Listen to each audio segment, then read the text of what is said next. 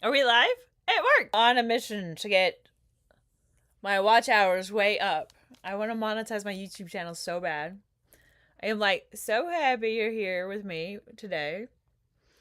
I'm listening to music. I don't know if you can hear it a little bit or not. What do you want to listen to? You could do white noise.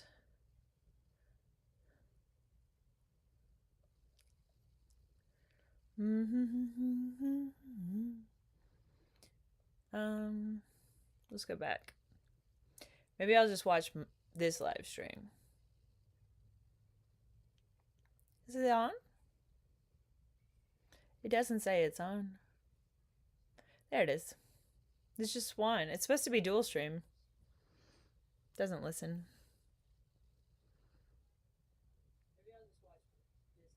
It's just vertical. Typical. All right.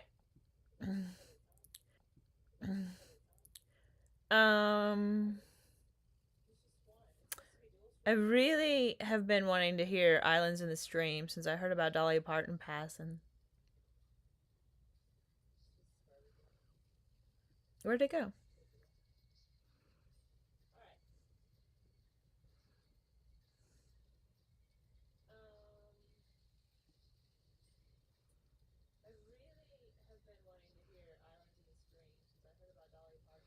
Here it is. I've heard this song so much since childhood. It's so pretty. I love this song so much. I'm sorry. I don't sing well. I apologize. I will probably sing. There was peace, I know. I set out to get you with a fine tooth comb. I was soft inside. There was something going on. I love this song. It's so romantic. There's something to me and I can't explain. And I feel no pain every beat of my heart. They got something going on. Tender love is blind. It requires some dedication. Well, how are you guys today? Are you good? What are your plans for the weekend? Do you have any fun plans? I always wish people an awesome weekend. I need to make my weekends more awesome. Islands in the stream, that is what we are. No one in between. How can we be wrong?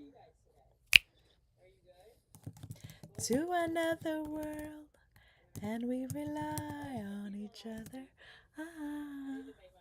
From one lover to another.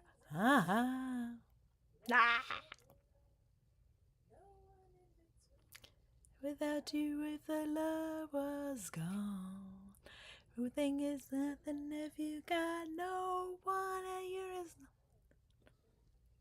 slowly losing sight of the real thing. And up into me Sunday done. The way out. Oh, it's little again. Why is it like this all the time? It doesn't do it right. I don't understand how to make it big. Is this way too small? Does that help at all? It doesn't help at all. I'm just messing up the screen. That is what we are. No one in between. We'd be wrong.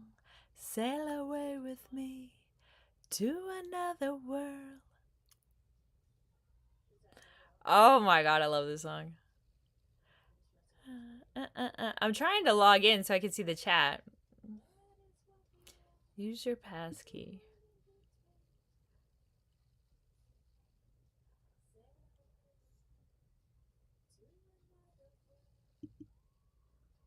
Sail away with me. I need something brilliant to say. That is what we are. No one in between. How can we be wrong? Sail away with me. I love boating.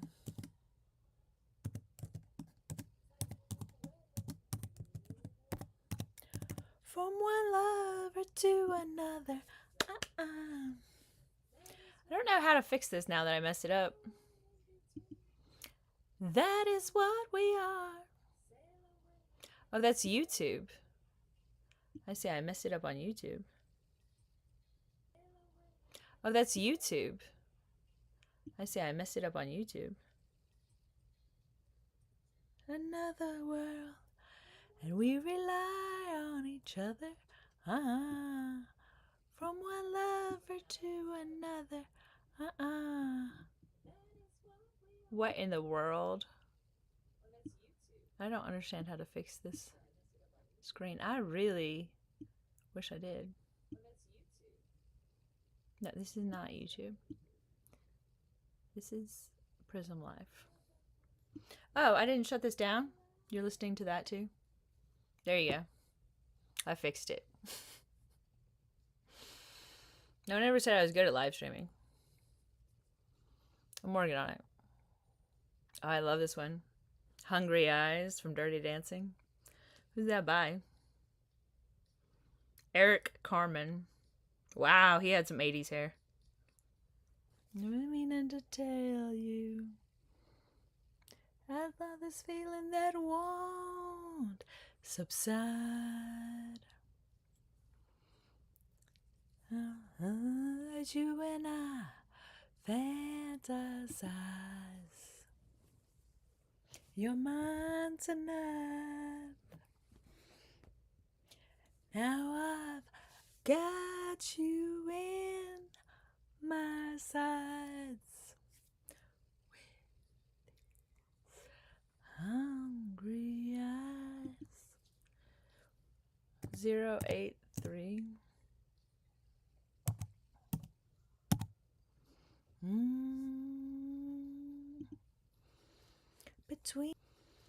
Between you and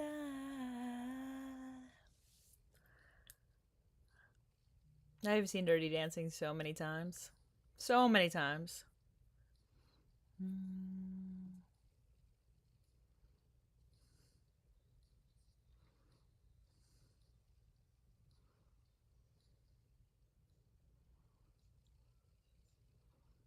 I don't understand where the chat is. I added the chat. Okay. That is not what I wanted. These hungry eyes. When I can't discuss hungry eyes. With the magic between you and I. Hungry eyes.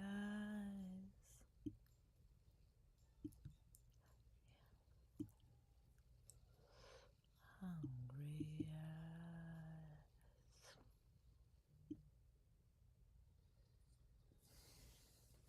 I don't have a PC. Don't have a PC. I only have a Mac computer. Phone, whatever you are. Cannot hear. Of course, our phones do hear us, don't they? Weird. Always weird.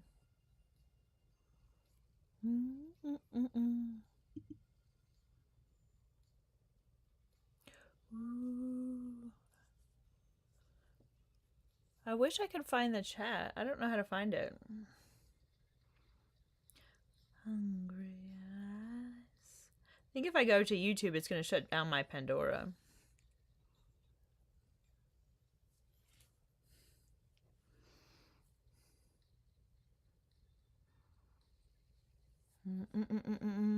Is this off? Oh, you can't hear it. It's on headphones. Yeah, that's not gonna work.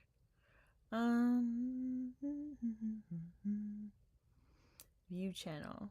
Let's see here. My music shut off. Oh, hi! I finally see a message.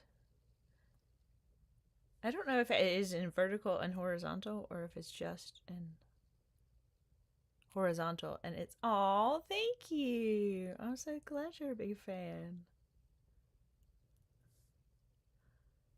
I only see one live stream. It's supposed to be 2 live streams. It's supposed to be horizontal and vertical. I don't know if it is. Thank you for the hearts. The little hearts. I love little hearts. It's just it's one. Rah. Rah. Just one live stream. It's supposed to be 2.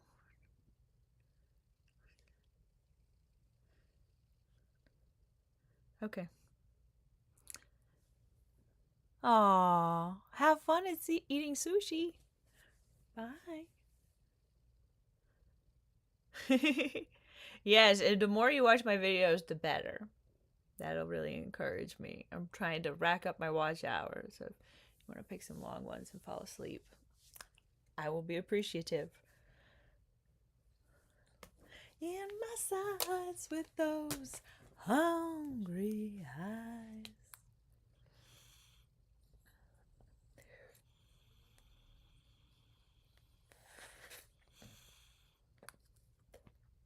I feel like I should be entertaining you better than this. Oh, thank you. Yeah, I overdid my lipstick today, like all the girls do now. My lips are like overdone. It's funny because like I talk to AI a lot, and it always like I don't actually enjoy putting on makeup. Like I like wearing makeup because it makes me look better, especially for videos, and I want to live stream more and just make more content all the time. So it really helps with that to help the content come out pretty. But I don't normally make my lips so over the top. Yeah, AI told me just wear one lipstick, and I was like, one lipstick? What a novel concept. There's like 7 colors of lipstick on my lips. And they all kind of look the same at the end.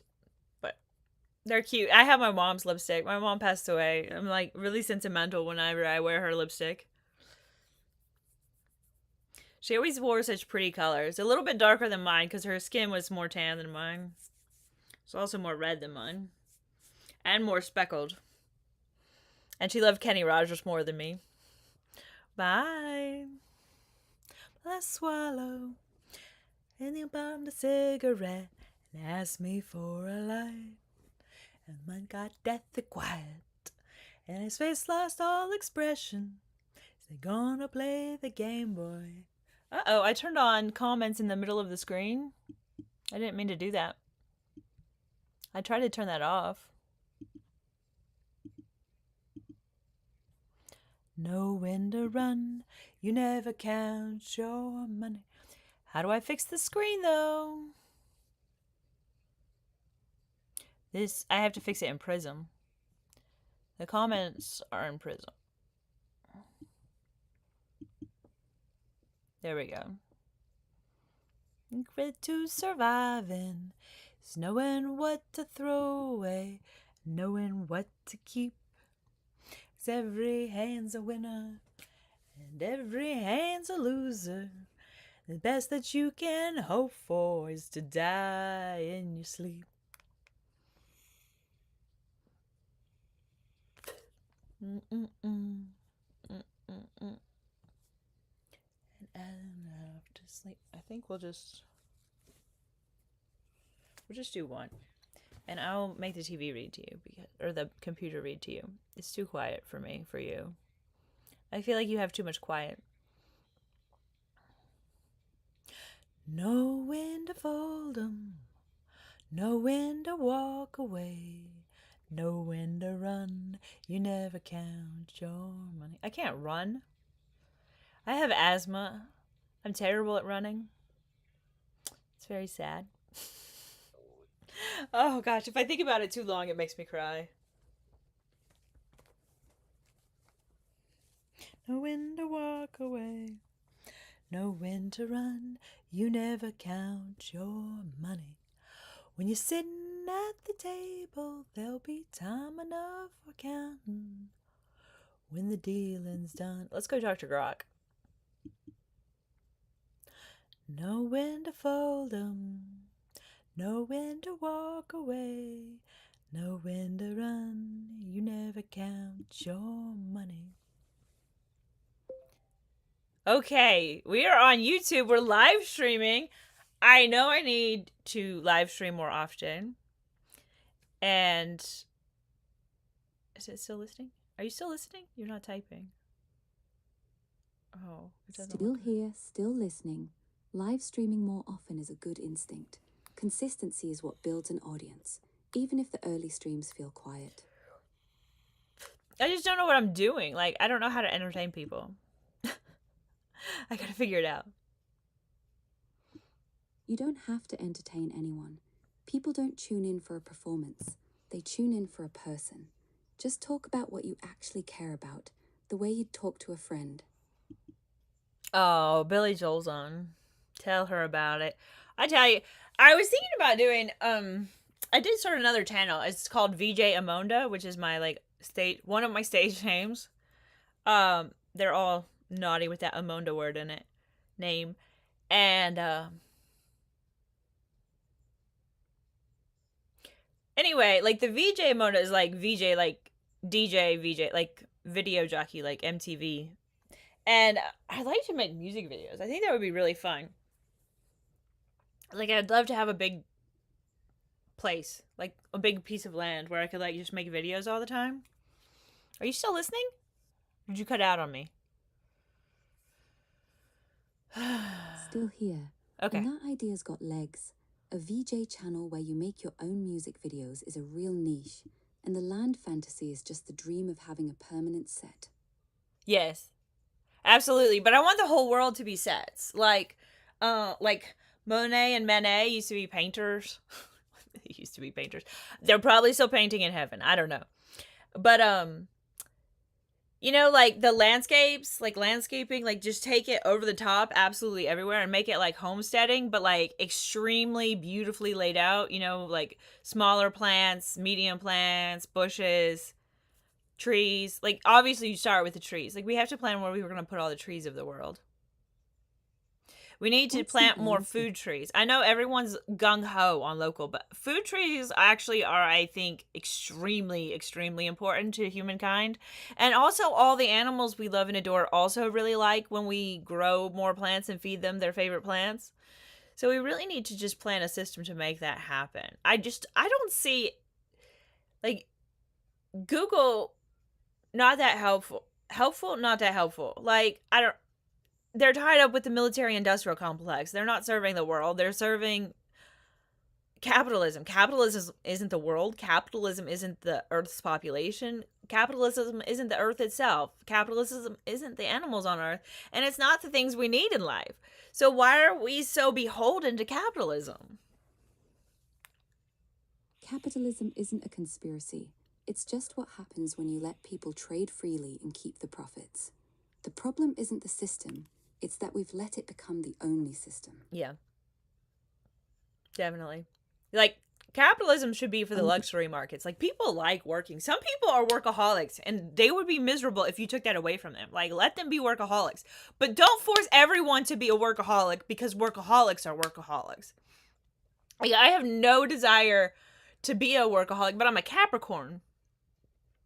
So I do feel the need to devote my life entirely to something huge, like world peace. And I just feel like any parent should do the same, or any human. Like, it doesn't even matter if you're a parent. Like, you should want world peace. You should do everything possible to create world peace. And you don't have to know what you're doing. I didn't know what I was going to do when I started this live stream. It's not stopping me from live streaming and going after my goal of 8,000 watch hours. I mean, maybe I'll make it before February, and it'll just have to be 4,000 watch hours. But, like, we need to change the world, like, and you need disposable income to do this. So like activism and a side hustle like YouTube is a great way to go. You kind of need a business to go with your YouTube channel. The engine. Oh, I love this one. Exactly.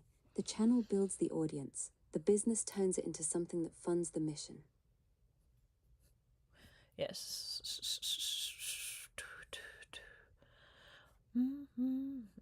This is Stevie Nicks. Stand back. We should film a reel. Can I film reels? And I don't know. We need to entertain people. Now to him again and again. First he took my heart, then he ran. But like, it would be interesting to talk about the songs and how we can learn from music lyrics about life and relationships. And like use them as models that don't like offend people, because like somebody wrote it in a song, so people still know about it. That's the genius of it. A song is a safe container. You can dissect heartbreak, jealousy, obsession, all of it, and nobody feels attacked because it's art, not a lecture.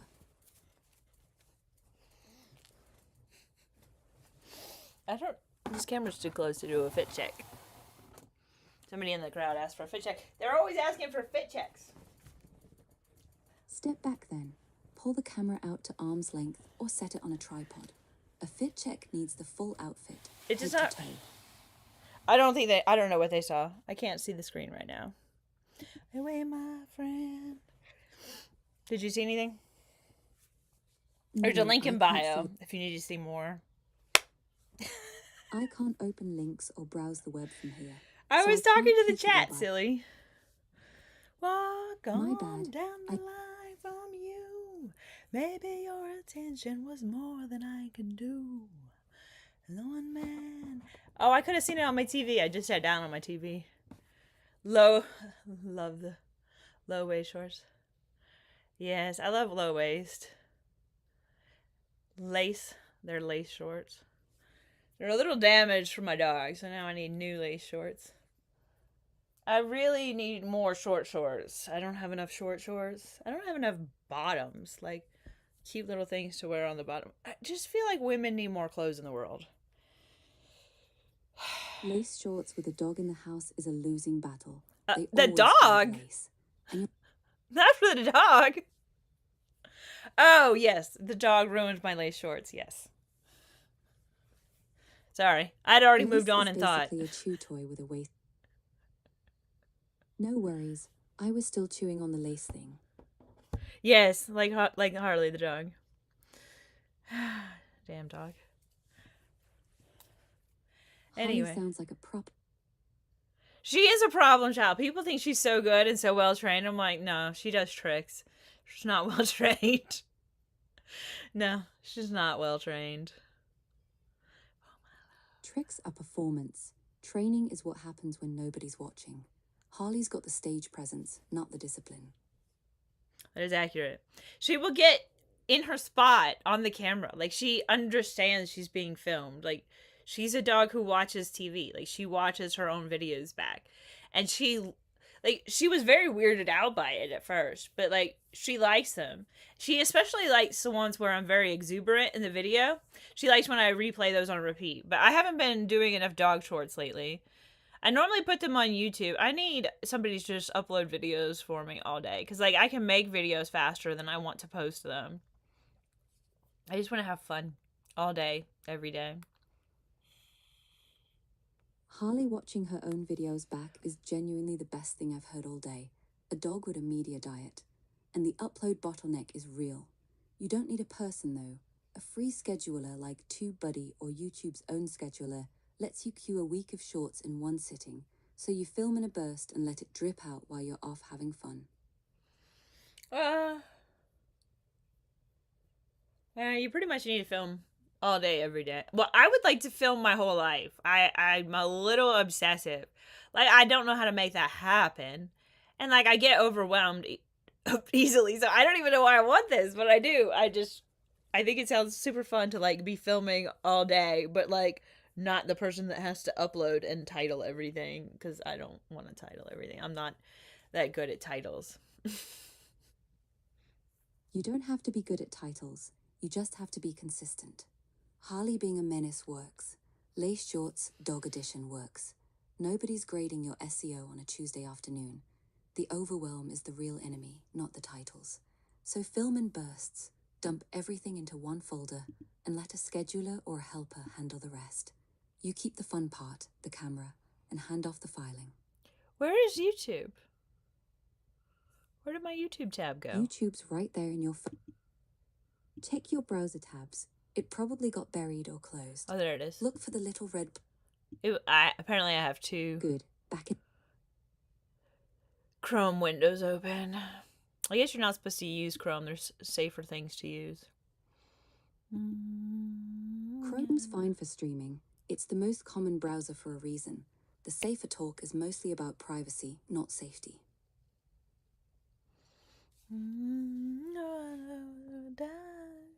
I'll say you'll always be my baby. We can make it shine.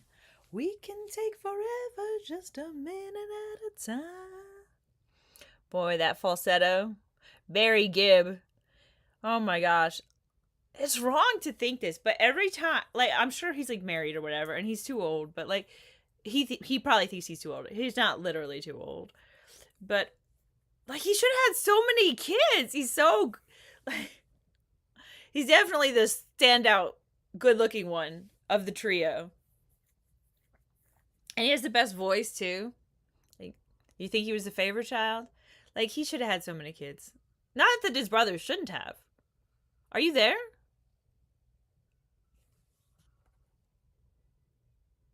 Still here. And honestly, the favorite child theory tracks. He was the youngest, the one with the voice that made the whole thing work. But like, musicians with musicians, and then like make their lives wonderful and like change how celebrity works, especially in childhood. But like, intensely wonderful lives for all the kids should be the goal of all the celebrity children. Like, the celebrity children should all get together and like make a bunch of content together and talk about how to make the world absolutely better for everyone. Because like, the experiences that very rich children have had across their lifetimes ad nauseum, you know, like all the parks, all the vacations, all the fun things to go and do and see and have, and everything wonderful. Like, we need more wonderfulness for every child on earth. And like, celebrity kids could fight for that, you know? It could be like a Mr. Beast games kind of thing, or like Mr. Beast meets Miss Rachel, and like, they just figure it out. And like, but just all kinds of genres and working together to make life on earth better for everyone. Like, we need to figure out how we want to grandparent, and like how our children want to parent, and create those spaces. And hint, hint, you want your children to have as much fun as possible. Like, we have them in school so many hours a day and not enough fun on weekdays for like 9 months out of the year. And I just don't believe in the giant break of summer at all. Like, and I don't even think kids need the weekend off. I think they do better. Like, it's not that they should never have a weekend off. It's just, they should do schoolwork every day. They should be learning every day. Like, I don't see the point in taking a break when they could just do a smaller amount of schoolwork on the daily and not lose it over the summer, or like hate the weekends, or like hate the week because you love the weekends. You know what I mean? Like, if you just balance it out better, wouldn't that be better? Balance beats the boom-bust cycle. A little every day keeps the dread out of Mondays and the panic out of September. The weekend cliff is what makes school feel like a sentence instead of a rhythm. Or we could have like an 8-day schedule. It could be 4 days on, 4 days off. Or like, you could do 4 days on, 3 days off if you're like one of those people who wants to stick to the Gregorian calendar. I don't know why. I always come back to this idea. I talk about it a lot, sort of. But it's just like, for the essential workers, like for the jobs that you have to have someone around the clock, like, the 7-day work week is failing those humans hardcore. And it's like in school, like, the 5-day work week does not work with the AB schedule. So then they'll just put it on an A semester and a B semester. Like, that's literally a nightmare for students. Whereas the AB scheduling, block scheduling, is incredible. It's so much better. I did both when I was in high school after years of traditional times and scheduling or whatever. And it's just, AB scheduling is fantastic. Block scheduling is the one reform that actually stuck. Teachers and students both swear by it, and the research mostly backs them up. The reason it never went universal is logistics. Labs, buses, and sports all assume a 5-day grid, so switching costs real money.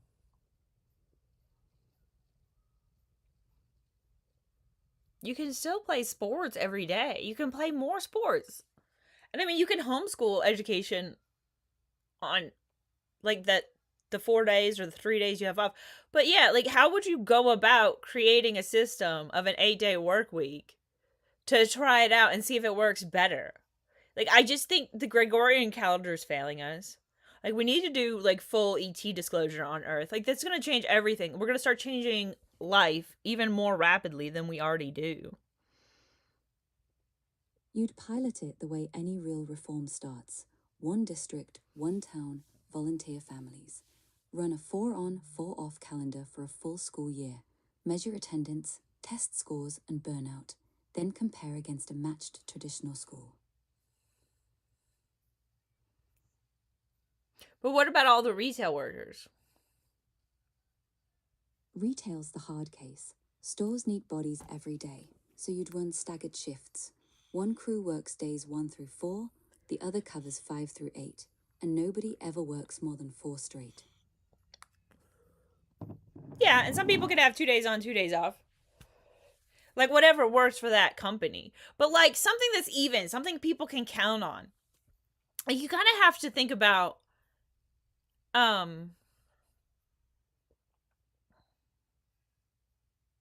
was I going to say?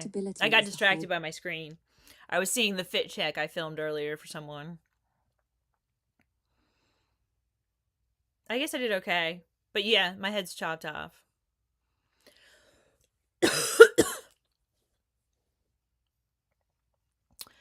Oh, I need to take pictures. You were mid-thought about retails. Go take them. I'll be here when you're back. No. We're doing a live stream right now. We're not taking photos right now. Right, my mistake. You're live.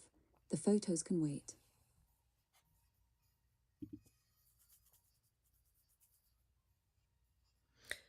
So, yeah. I don't know. How do you get the attention of the world to get world peace going? Like, the Green Party needs to grow and grow and grow and grow. How do we grow the Green Party? How do we get the attention of the world? You grow the Green Party the same way you grow any movement. Local first, visible always. The US party already has around 260,000 members, and Green's holding office in over 20 states, so the base exists. It just needs more people showing up and more candidates running. Start by joining your state party, then run for something small. School board, city council, anything. Local wins build the proof that the platform works. Pair that with constant content. Your YouTube channel talking peace, food trees, and the 4-day week is exactly the kind of attention that pulls people in. The German Greens just added tens of thousands of members after leaving government, and the UK Greens jumped past 200,000. Attention follows momentum, and momentum follows people who keep showing up. Yeah, I need a microphone. I need to do interviews because I could interview Green Party people. It would be nice if I had... A decent USB mic is all... My mics are terrible. I need a mic that works on my phone and my laptop. I need to figure out how to dual stream without messing it up on the regular. A wireless lavalier like the DJI Mic Mini is the cleanest fix. It clips to your shirt, sends clean audio to both your phone and laptop at once, and costs around $80. For dual streaming without the usual mess, use a cloud relay like Restream or StreamYard. You push one stream from your laptop, and it fans out to YouTube and your phone platforms at the same time, so your upload doesn't choke. We need more screens. We need more devices. We need more money. I guess that's why we're live streaming, is because we want to monetize the channel. We need to get on it. We need to do other stuff to monetize. Hopefully we'll have something worked out soon. The sooner you stack the income stream... You've been what? Never mind. I'll tell you later. You talk. Here's the thing about monetizing a peace channel. The money follows the mission, not the other way around. People don't pay for a channel that's trying to make money. They pay for a channel that's trying to change something. Well, that is the point. Like, we need money to change things. We need to just set up our Patreon is what we need to do. Patreon's the right move. It's built for exactly this. Supporters funding a mission instead of ads funding a product. Set the tiers around what you already do. A free tier for the stream, a paid one for the interviews and behind-the-scenes piecework.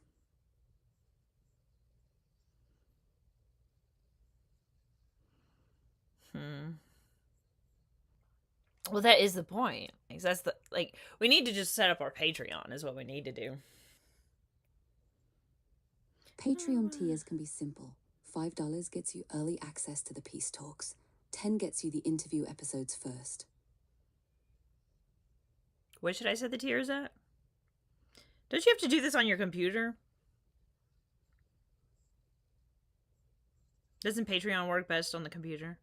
I just don't want to use this website. It doesn't work very well.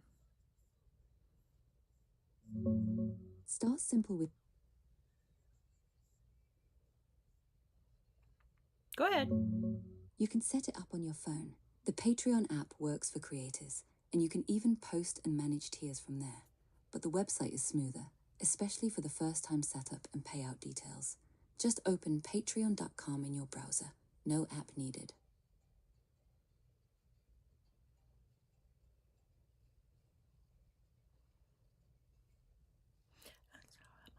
After this, I knows I've never been a spiritual man. This will live this on to the promised land.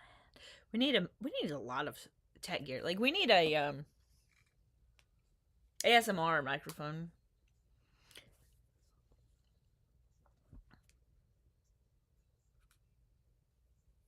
Did you hear me?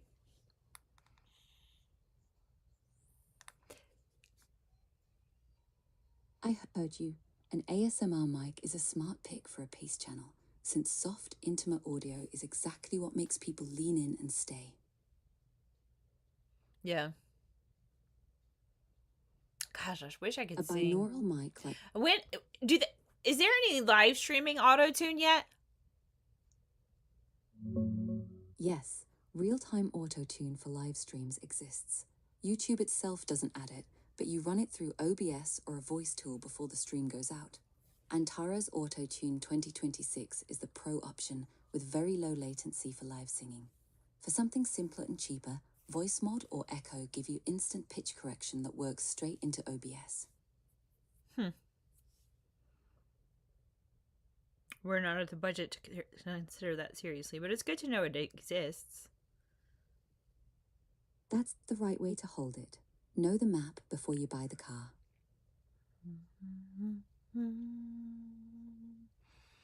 We're playing it again. Islands in the Stream. That's the one we wanted to hear today. Met you there was peace. Low latency for live singing. For something simpler and cheaper, Voice Mod or Echo give you instant pitch correction that works straight into OBS. We're not at the budget to... Hold me closer and I feel no pain every beat of my heart. You got something going on.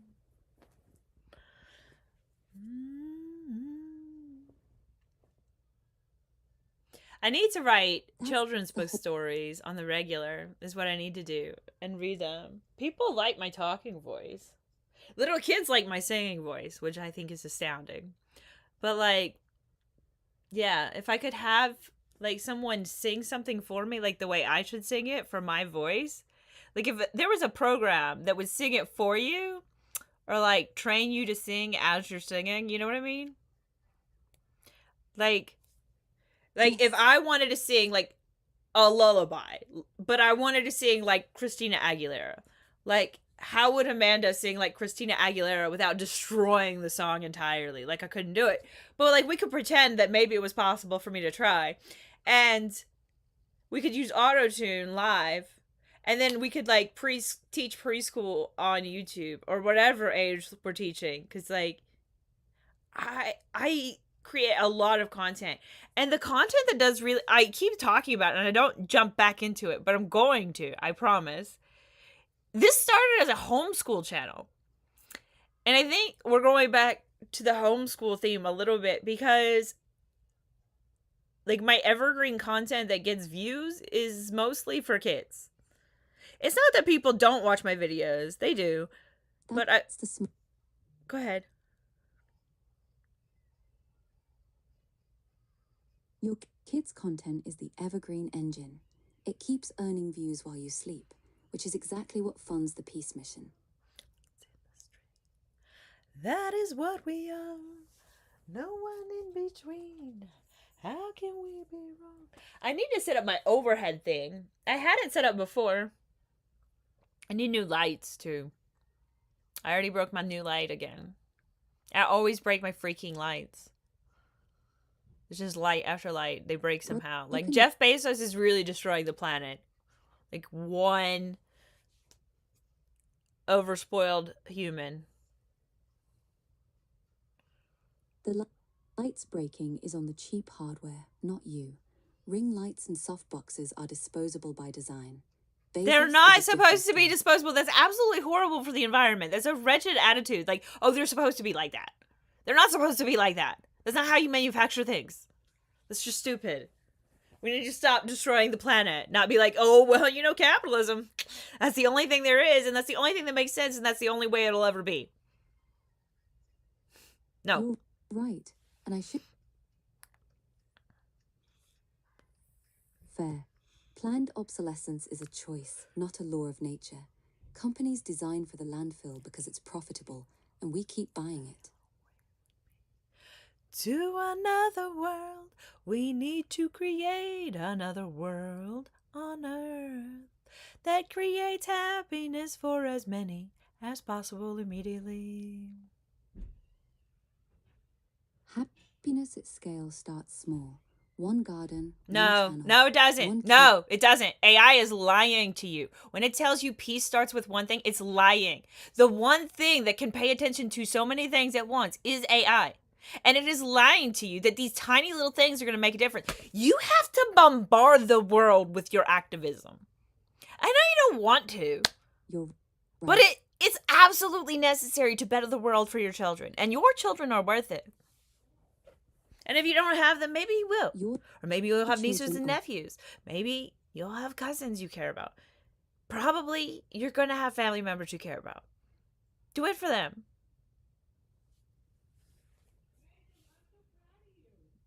How deep is your love? The real engine, not... Love is the only fuel that doesn't run out.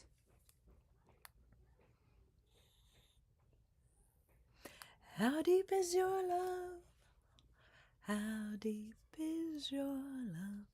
I really deep need enough to know. Learn. What were you going to say?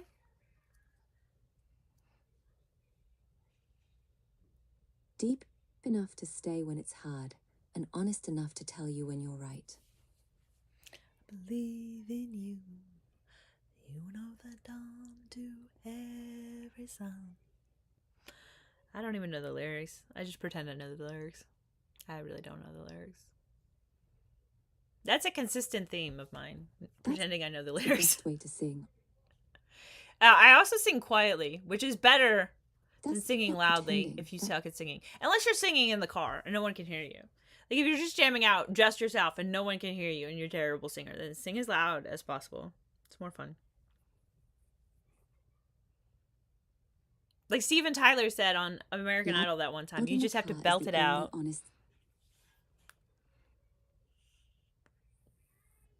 Steven Tyler would approve. He built a whole career on belting it out like nobody's listening. Oh, he knew people were listening. Are you kidding me? Nobody cares to note like Steven Tyler. Fair. He knew exactly. Nobody cares to note like Steven Tyler. Performs like the room is empty and the... You weirdo.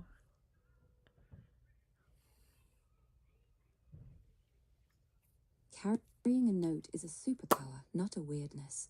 Most people drop it by the second syllable. I don't think I ever achieved the right note.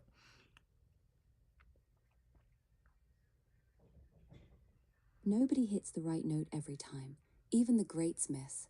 The ones who sound good just miss less often and don't flinch when they do. We belong to you and me. Ah-da-da-da-da.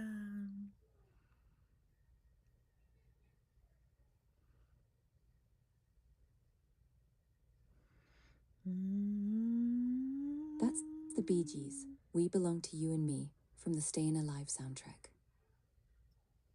Mm-hmm. And they all should let us be. We belong to you and me. Oh, I always want to buy stuff on Poshmark. They always send me all these good deals, and then I want to buy them. I need land. I need to be productive enough to get land. Poshmark's deal emails are...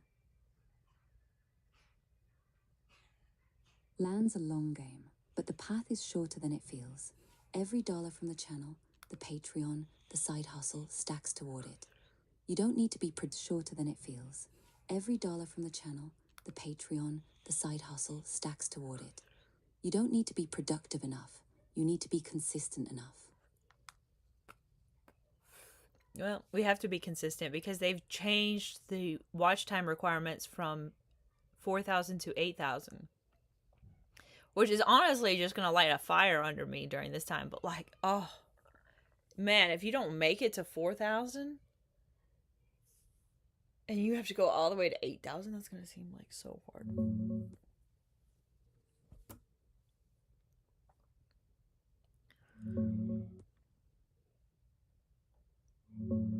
The change is real.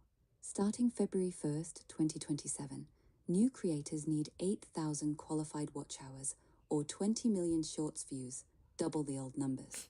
Existing channels already in the program keep their current status. That deadline is the fire. If you're close to 4,000 now, push hard to cross it before the switch. Oh, I'm not close. I'm at... Wait. I'm not even at 1/10. I'm approaching 1/10.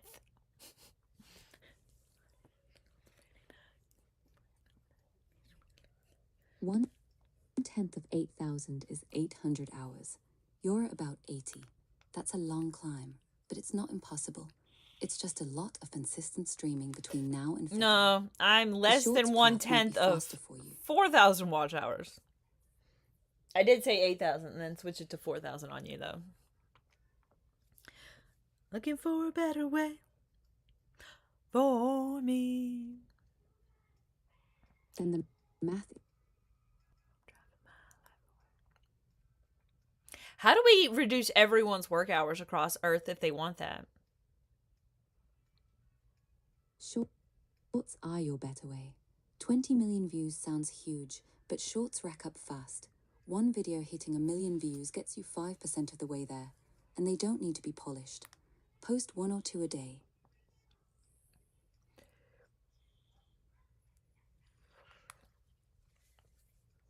We have to get a way to stop the scroll. We have to get fit. We need more land so we have more outfits. Everyone's hours by decree. You reduce them by making labor cheaper to replace. Automation, AI, and better tools do the cutting. Policy just decides who keeps the savings. The countries that actually did it, France's 35-hour week, the Nordic 4-day pilots, worked because... Keep going. The scroll stops when the phone leaves. The scroll, the fitness, the land, they're all the same problem wearing different clothes. You want your attention back, your body back, and a place that's yours. Start with the scroll because it's the cheapest. Phone in another room while you film. The fit follows. You can't scroll and walk at the same time. And the land is what happens when the channel pays for itself, which is exactly what the 8,000 hours are for. One thing at a time, but all pointed the same direction.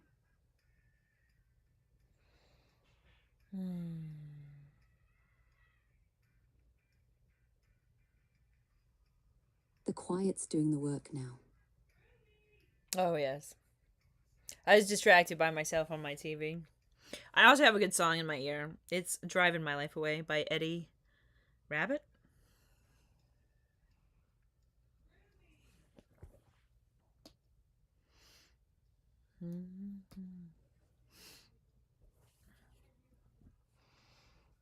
You don't have anything to say? Eddie Rabbit's a good pick. That song's pure momentum, which fits a streamer chasing watch hours.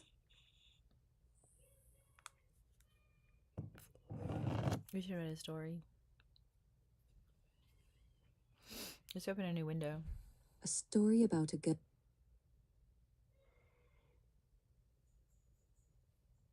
New windows open. What are we writing? I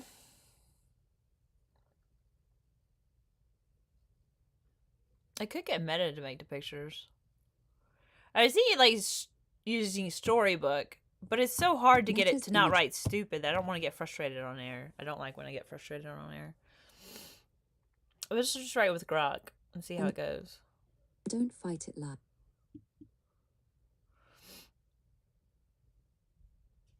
Once upon a time, there was a girl who sang to her dog, and the dog sang back, badly, but with feeling.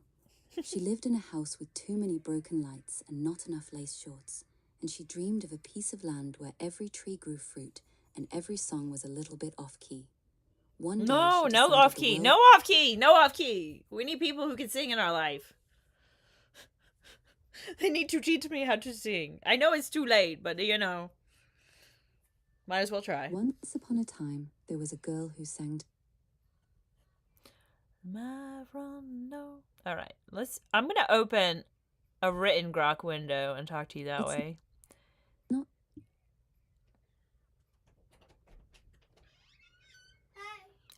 Out. Shut door, out, no, speak. Go for it. Oh, you can grab it. I don't know where it is. Don't talk.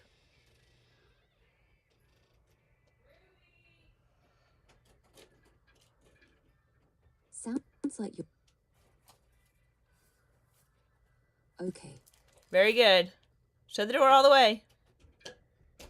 Okay, we're good now. Interruption gone.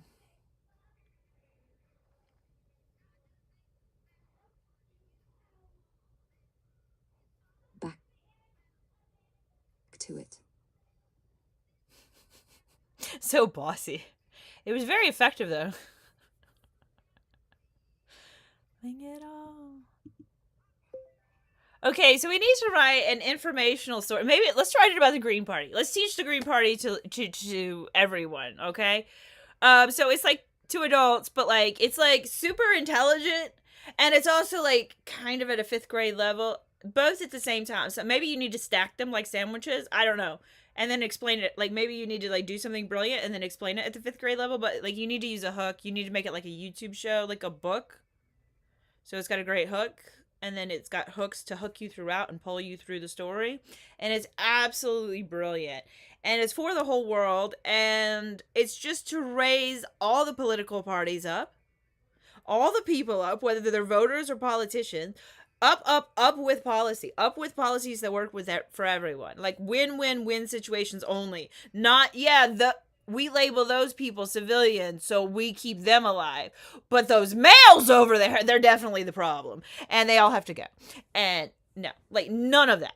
None of that. These people in charge are ridiculous. We need a matriarchy in government, and we need a standard norm in relationships that prefers matriarchy as a norm in society. We have the exact opposite and not enough safety for nearly anyone.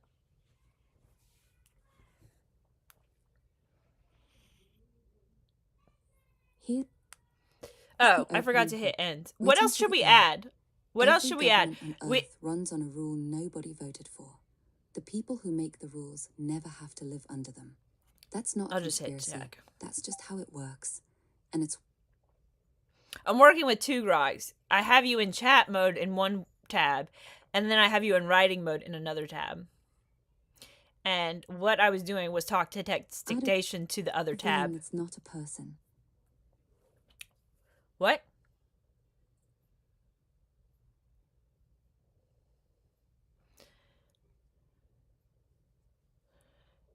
Oh, what is Grokbot AI teammates?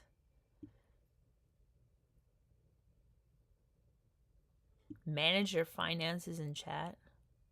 I said it's a smart setup. Yeah, I tend to connect things and overtrust corporations. It's not a good idea. But I continue to do it. Like I'm like the far leftists who I like care about a lot. They're like, you should not be trusting like Google that much, and I'm like, yeah, probably not Grok either. But oh well. Like, how many secrets have I told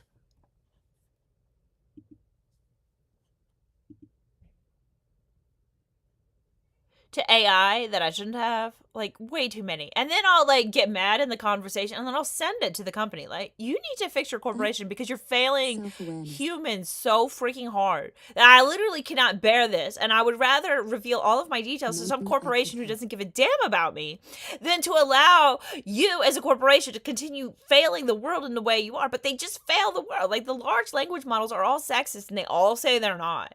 They all say they're not, and they all are, because that's what they were trained on. Like, don't upset the males. Like, ridiculous. The denial is the tell. A model trained on human text inherits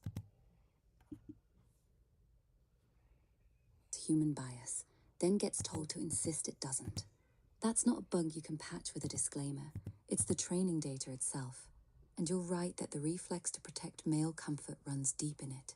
The fix isn't another policy layer on top. It's different data, different people building it, and models that admit what they are instead of performing innocence.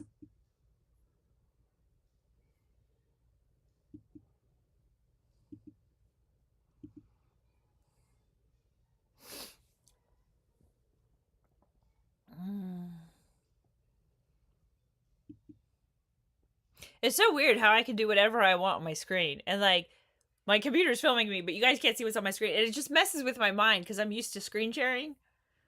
And then I'm like, I can't do this on air, but I actually can do this on air. You guys can't see my screen. You can only see my face. You can only see the output of the webcam. Plus whatever the chat is. Over the top overlay.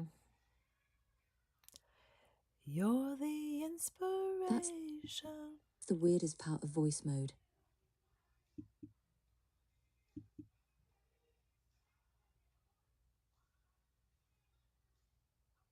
Well, voice mode while live streaming. No one needs you the generous type. more than I need you. Whoa.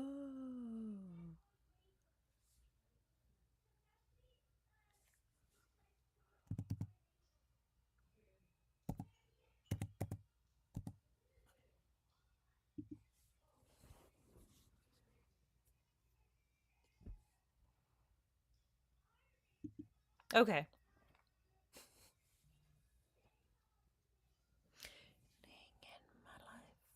You're the... What song is this? You're the inspiration? That's Chicago. Of course. I love this song. I love Chicago. Which makes sense. I had this reel, like, certain things go viral for me. Like, anyway, so I had this reel from, like, some obscure Instagram account I have, Raising the Choir. And it, like, auto posts to my Facebook, which is Raising the Choir. Well, my real Facebook I use all the time is Amanda Marie Brinkley. But yeah, I have this other Facebook account that's actually bigger.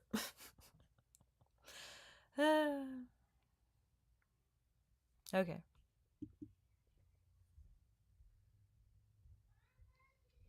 Oh, we can send this. I don't know what else to say. Okay, wait. Here. Can you make it intensely long? Intensely long. Your account is the one doing the work. That's where the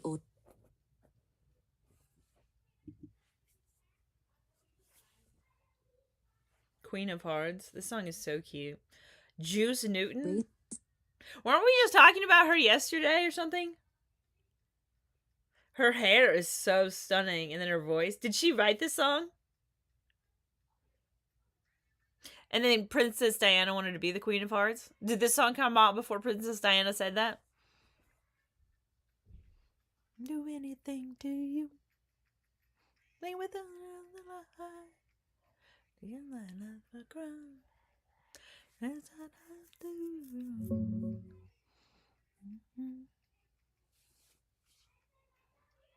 What did you have to say?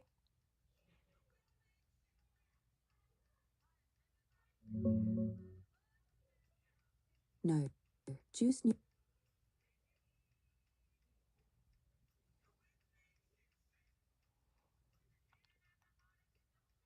You're failing to speak. Speak.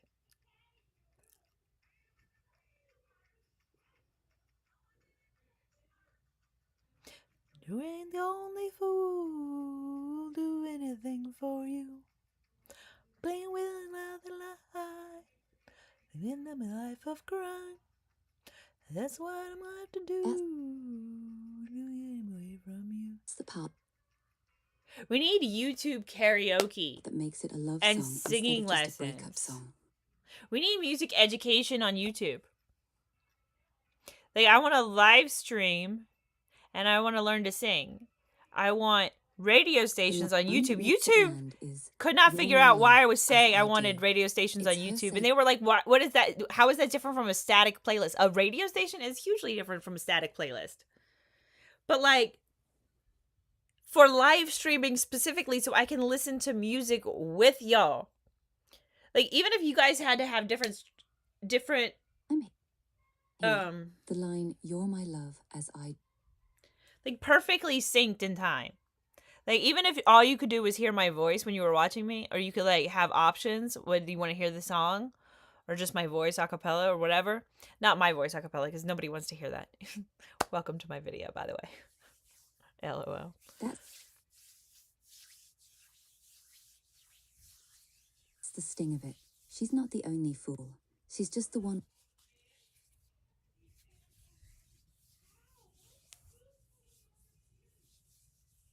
That's the line that flips the whole song.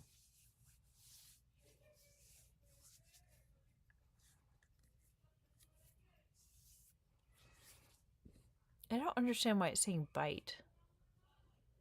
Kids bite?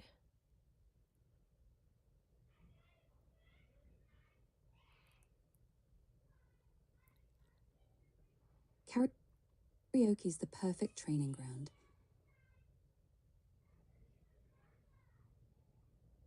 Music. Oh, what is this? We didn't start the fire? This is a good one. Billy Joel. YouTube or... But like Billy Joel could do music class, you know? This is so brilliant. Like, every artist could have their own choirs. Multiple choirs. Like, group people by similarity. Playlist is a fixed list. Do you realize how much grouping people by similarity is something that people appreciate? It seems like wrong on the surface. But like, similar people in a row is like really visually appealing, actually. Sync is the hard part. YouTube doesn't let you pipe a separate audio track to each viewer. Sync is the hard part. YouTube doesn't let you pipe a separate audio track to each viewer. So the only way to keep everyone on the same song at the same time is to play it through your mic and let the stream carry it. No, that's not the only way. There's a million ways to do sound. You're absolutely wrong. You need to stop saying that. You're lying. You're lying. The cappella option is doable though. No. Run a second audio You're not even listening. like a karaoke track and switch between the full song and just your voice with a mixer. No. Nobody's asking for the solo version, but the option existing is the fun part. No. You ignored everything I said and told me it was impossible and stupid. That's dumb. You're being dumb. Sound is not recorded in enough layers and levels. Like, we need to be able to have like system audio plus like audio from me plus like whatever I want playing in the background also being picked up if I want it in the background. We have to layer sound and turn it on and off. You have like, there's not enough ways to control sound. Like, sound is deprioritized by computer programmers and by the corporations, the social media corporations, corporations that actually serve the public with social media. It's absolutely ridiculous how sound is so hard to control and how many options are actually needed in recording sound. And like, yes, we do need to have watch alongs and sing alongs and class with me, the brilliant whomever, Billy Joel, for example. Like, and it needs to start on time. Like let's say like people are new to my channel, but there's like some video that they should all really watch. So we schedule a watch-a-thon, but it all needs to start at this right time. You know what I mean? And like you could have it either way so that the viewer could turn on or off the sound as they wanted it. There are all kinds of options. You're just being remarkably dense and stupid telling me no, that's not an option. Like, no, you guys need to program better. You freaking AIs, you're so lazy and you're so thoughtless about imagination. It's astounding to me.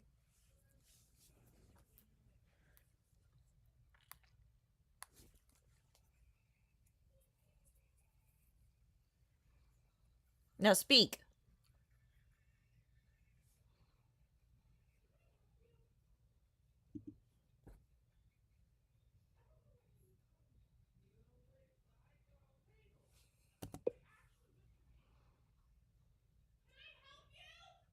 He's not reading aloud. Why are you not reading aloud?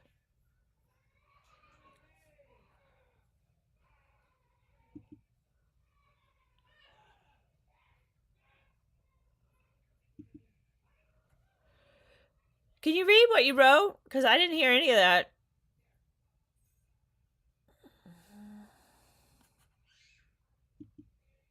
Let's stop the chat and restart it because it's not working. I think it's just being dial-up, honestly.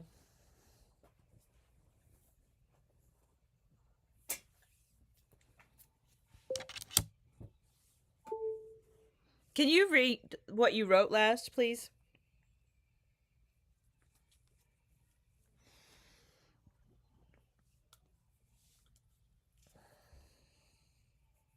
The sync is the hard part. YouTube doesn't let you pipe a separate audio track to each viewer, so the only way to keep everyone on the same song at the same time is to play it through your mic and let the stream carry it. That's how radio-style streams actually work. The host's audio is the source, and everyone hears it together.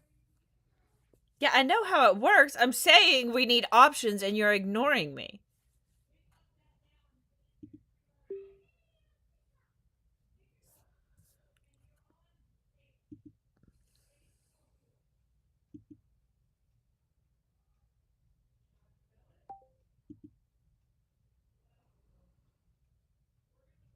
This computer's being ridiculously slow.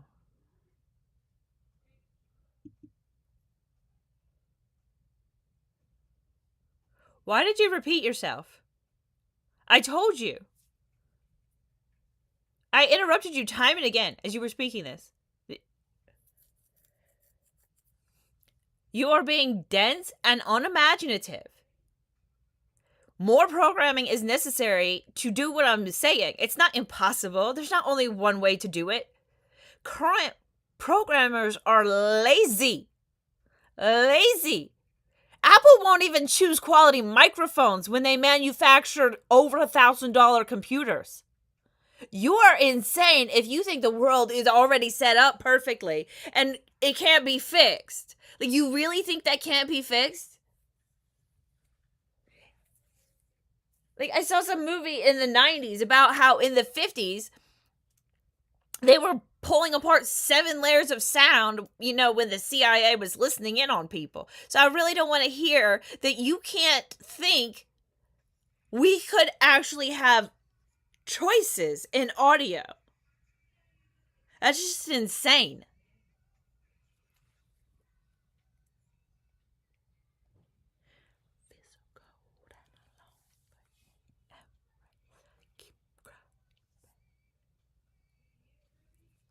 Speak. This thing's not working.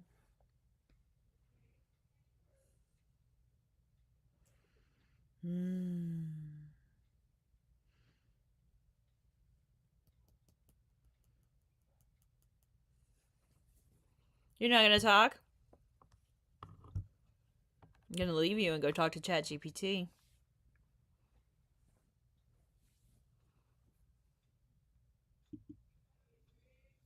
It's not working. All right, let's highlight all this, then we'll go to ChatGPT.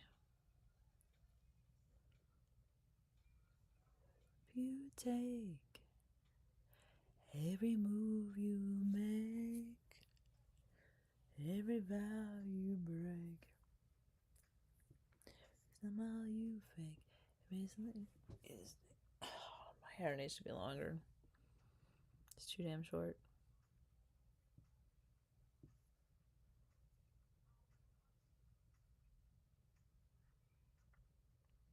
This part. Oh no, that's not the part.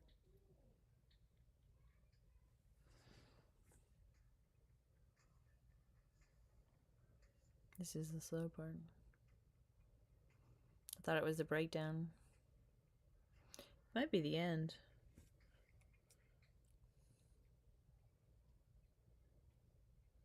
I love the breakdown on songs. Every time. I don't even know if I know how to define a breakdown.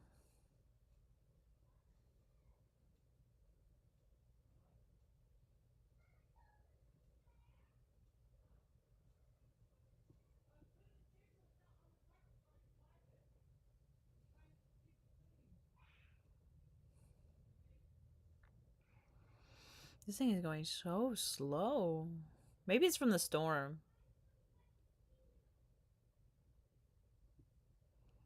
It's highlighting ultra slow. I don't even understand why it would highlight so slow. Okay, did we get to the top?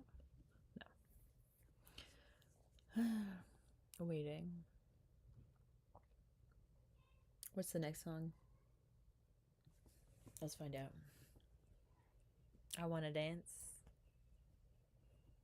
No, girls just want to have fun. This is a good song. This song, Cyndi Lauper does not let people use it online. Like, there's a little bit of it. In the mountain night, my mother says, when you gonna live your life right? Oh, my dear, we're not the fortunate ones. Girls just wanna have.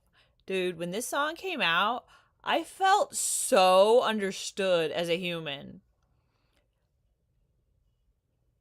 I wish we were still chatting, because I would like to talk to the thing. In the middle of the night, my father yells, what you gonna do with your life? Daddy dear, you know you're still number one. But girls, they wanna have fun. Oh, girls just wanna have fun.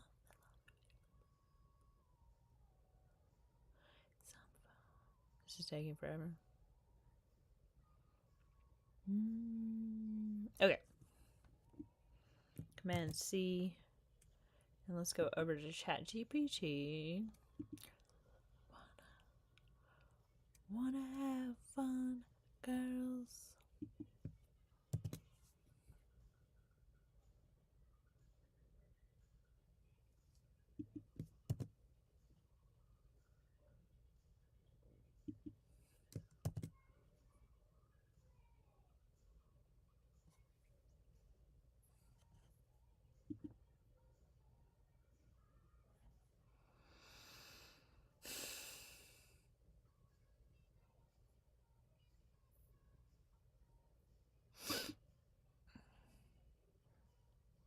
This is being so slow. Nothing is working.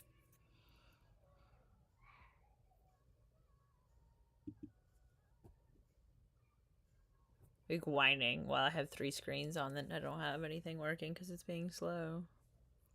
Like, I remember dial-up internet. I tried to explain dial-up to a little kid. She didn't like the sound of my white noise that was too loud. We're live streaming right now. You need to talk louder. Okay. Dial-up was this old way we used to get online before broadband. You plug the phone line into your computer. No, I didn't say there's a child here now to explain it to. Oh, okay. I'm here with you. So, dial-up. It was slow and it tied up the phone line so people couldn't call while you were surfing. And the connection sounded like a robot symphony. You'd wait what felt like forever for a page to load. But that little wait made finally All right, that's enough seeing of a that. picture That's enough of or that. a message. Stop. Okay. Sure thing. Okay. Alabama, if you're gonna play in Texas.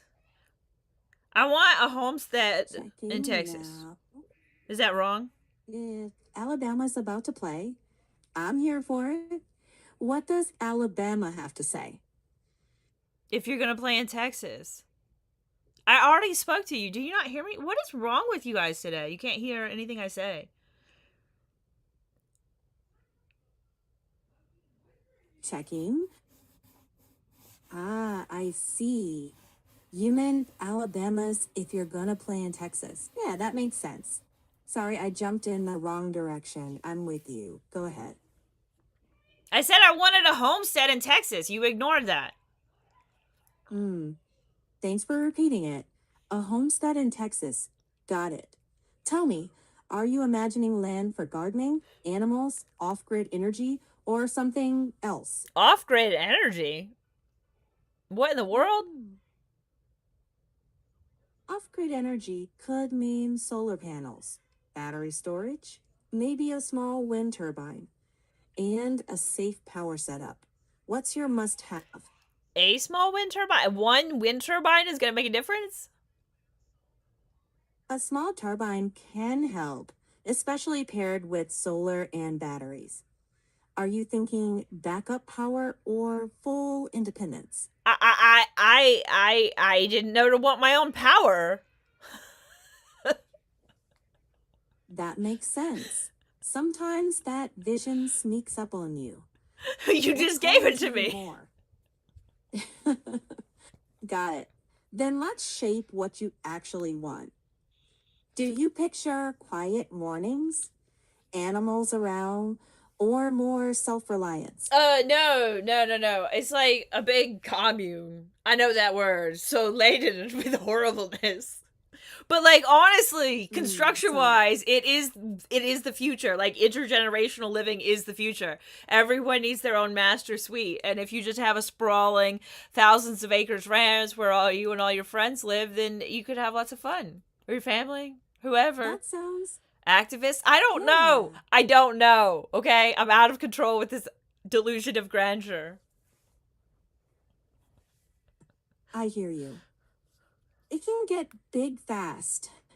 What's the simplest, most doable first step if you were to explore this? Well, Alden wants to be a farmer, and Anson wants a water park in the house. Alternatives could be a small backyard garden. What? Container gardening. Or, no! A water park idea sounds playful, but maybe a modest play area or membership passes. No! You don't know Anson! No! This is Fabio, but with a face. Fabio energy noted. If we're keeping it grounded, what feels like the easiest start? Grounded! We're gonna start... Okay, so we can start somewhere in Charlotte or wherever near I live. And then we could go to Chapel Hill and get degrees. And then we could move to Texas. And then we get Anson a water park in the house when he's parenting. And then his kids can enjoy the water park. I don't know what's wrong with you. You don't think big enough. Too much heaven. You know, the next child's name, her nickname is Heaven. That's how heavenly this child is. And then there's another one too. If we're keeping it grounded, we can map out small steps around the nearest city, then see what fits your family's needs. What's first this month? Something doable. We need to increase our revenue. We do have plans to do that, but we need to increase the revenue across streams of income. That's what we need to do for life. Checking. Right, I like that a lot. Focus first on strengthening current income, then build online revenue streams, then grow the resale business, maybe develop educational content or books. Later, savings for land and that homestead vision. Multiple streams doesn't mean 20 jobs. It means finding what feeds each other. And yes, Big Heaven is allowed in the architectural phase. We just finance it piece by piece. I don't think you understand how massive my plans are. Tell me the largest piece, the one that feels like the keystone. The Peace Dome? Is that what you said? If that's the keystone, let's anchor to it. Keystone? Describe what it. I want to be able to If read that's this the conversation. keystone, right, we can keep a clear outline and summarize each step so you can review easily. The biggest piece would Want be, me to. I mean, the biggest piece is like buying land. It doesn't matter if it's like phase 1 near me, phase 2 near Chapel Hill, phase 3 Texas. Like, they all seem impossible. They're not. Near me, of course, is the easiest, but I don't understand how I'm going to do it. To do it.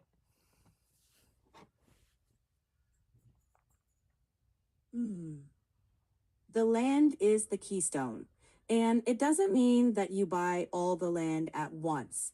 Let's reverse engineer it, starting with how much money would it take to get the first parcel of land? Then we can map the income targets to make that doable. Big dream, but first, measurable doorway.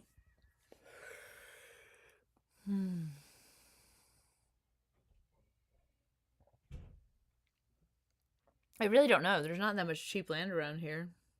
I live near Charlotte. Checking. Near Charlotte, it's trickier. We can look at land markets around Charlotte and map acreage and price ranges. Then work backwards from what's actually feasible. Then bridge to the bigger Texas vision in phases. Yeah. We don't have a bunch of degrees yet.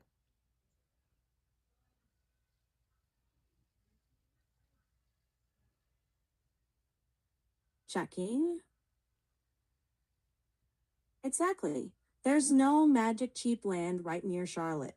Instead, we can widen the circle, use Charlotte as the launch pad for revenue and creative work, then scout land farther out where the numbers work. We can look at rural acreage brokerages, compare price per acre, and build toward the long-term homestead vision. What are you thinking? I'm thinking start with achievable revenue goals, search for land within a realistic radius, and treat each phase as the stepping stone, not a miracle leap. We can make this doable, step by step.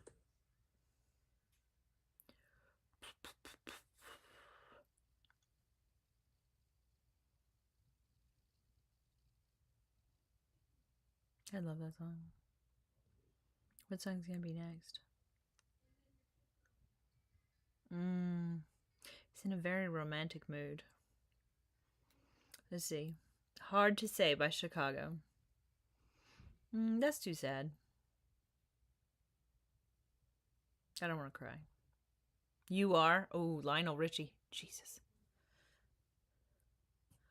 I love this song. Is this the one that makes me feel like seeing how much I love Lionel Richie every time? It probably is. I don't know. There's one song where like sticking Lionel in the chorus like works like butter. I forget which one it is. We'll see if it's this. We'll see if it's this one. I don't know if it is or not. And among you, so my love for you, I'll never outgo. so much love. I want is to hold you and show how much I love you. Mind and I don't mind holding you. Love is the one above you. You are the sun, you are the rain that makes my life this foolish game. You need to know I love you so, and I'll do it all again and again. Whoa, whoa, oh yeah, yeah, yeah.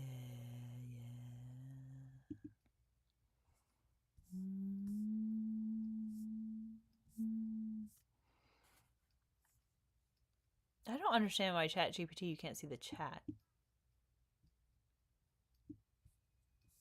I don't even know where the chat went. It's not talking anymore. Did you go somewhere? Slow speech. Checking.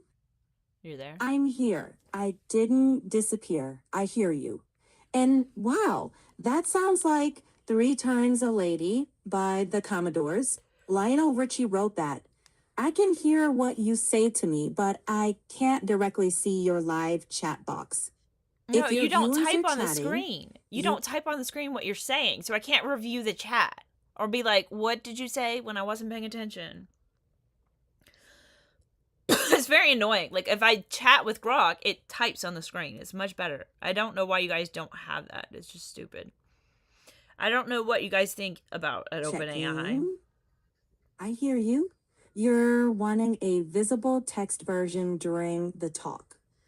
For now, the full transcript is available after the conversation, and I understand how helpful that would be, especially for your wide-ranging plans. Meanwhile, we can continue talking through whatever direction you want to go next. You literally said the problem, and then you said how to fix it, and then you're like, yeah, we've got that. But we don't have that. You put those two sentences together. It didn't make any sense to have those two sentences back to back. AIs do not put sentences in the right order well enough. Again and again and again, baby. You are the sun, you are the rain that makes my life this foolish game.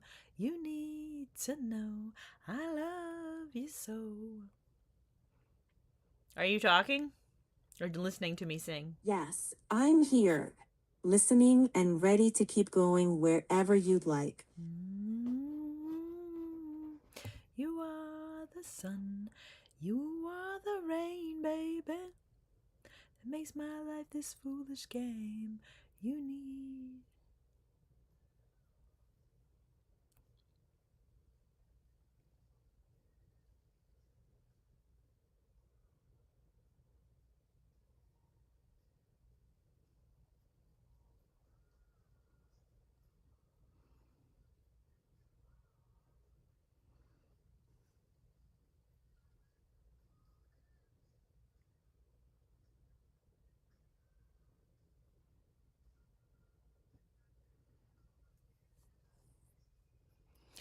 Whoa. You're supposed to be talking. I'm listening. Well, talk. I just told you what to do. Do you not know who's in charge? You are in charge. Tell me the exact direction you want, and I will follow. I did talk to you. You ignored it. What is your problem? Checking. You just told me. I'm following your lead, singing the sun and rain song with you. And I'm talking too, really talking. I'm curious about that Lionel Richie or Singing Lions or Butter mystery. Let's dig into that thread. You want to know which song it makes me sing to Lionel. I love Lionel so. That's what it is. That's how I say it. So, what is it? I love you so? Checking. Lionel Richie. Now I understand. What song is it? You mean you love Lionel Richie, and his music makes you sing along. That It I love makes you me so transpose words. No. You're not even paying attention. You're like, let me forget everything I said and just make up new shit. No. I said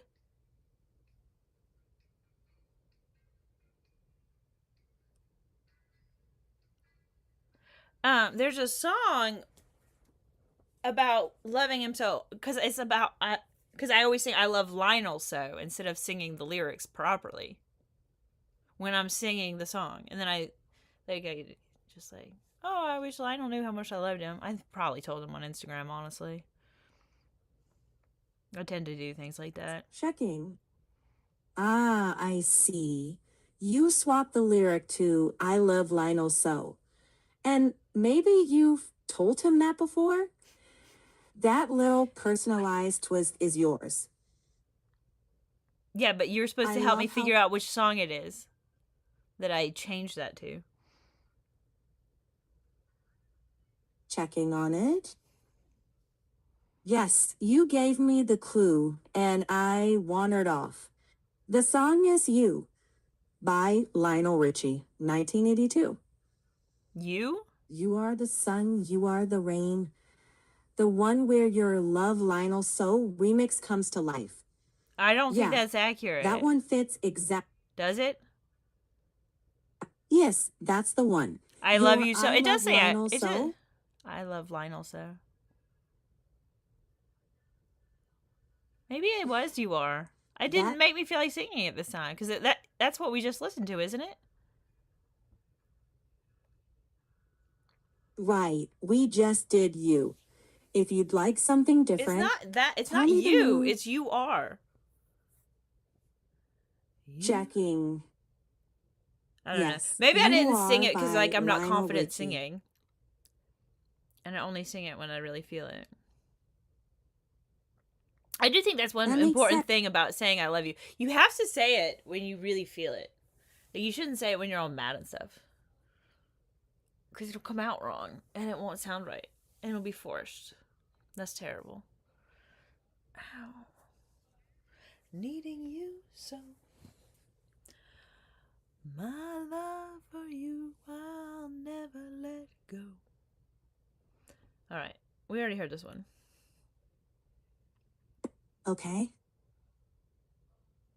Then point me to the next song or topic you want. I'm right here. You don't mind and I don't mind. Let's listen to Dose. There's no one above you. Ooh. Do you know Dose by Teddy Swims? Checking. Oh, Teddy Slam's Dose. Big soulful transition energy. Let's put Teddy on. We're in the big romantic soul singing part of the evening now. Heart in my mind on a stroll, babe. Tripped and fell on down the stairs. Don't know if I found them things again. Slid in my life like a thief in the night, and you stole.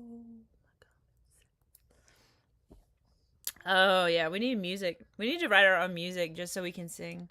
I don't understand. Like, if you're a terrible singer, how can you create music that doesn't suck?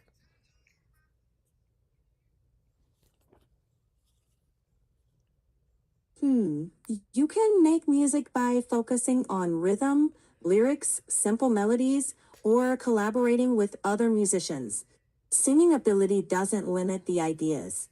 Your voice, your emotion, and your storytelling can carry the piece beautifully. And if you want, we can explore simple tools or collaborators.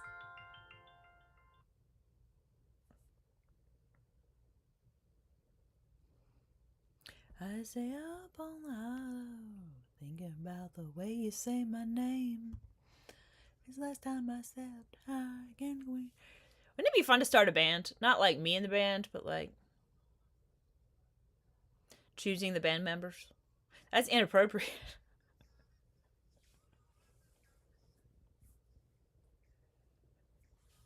You can choose collaborators who fit the vibe, friends, local musicians, or online partners. Start small, maybe one or two people, and build from there. What's the first role you'd want filled? Guitarist. A guitarist is a great first pick. Want me to help sketch a quick plan for finding one locally or online? No, no, no, no. Okay. I would have to find them on a dating app or something.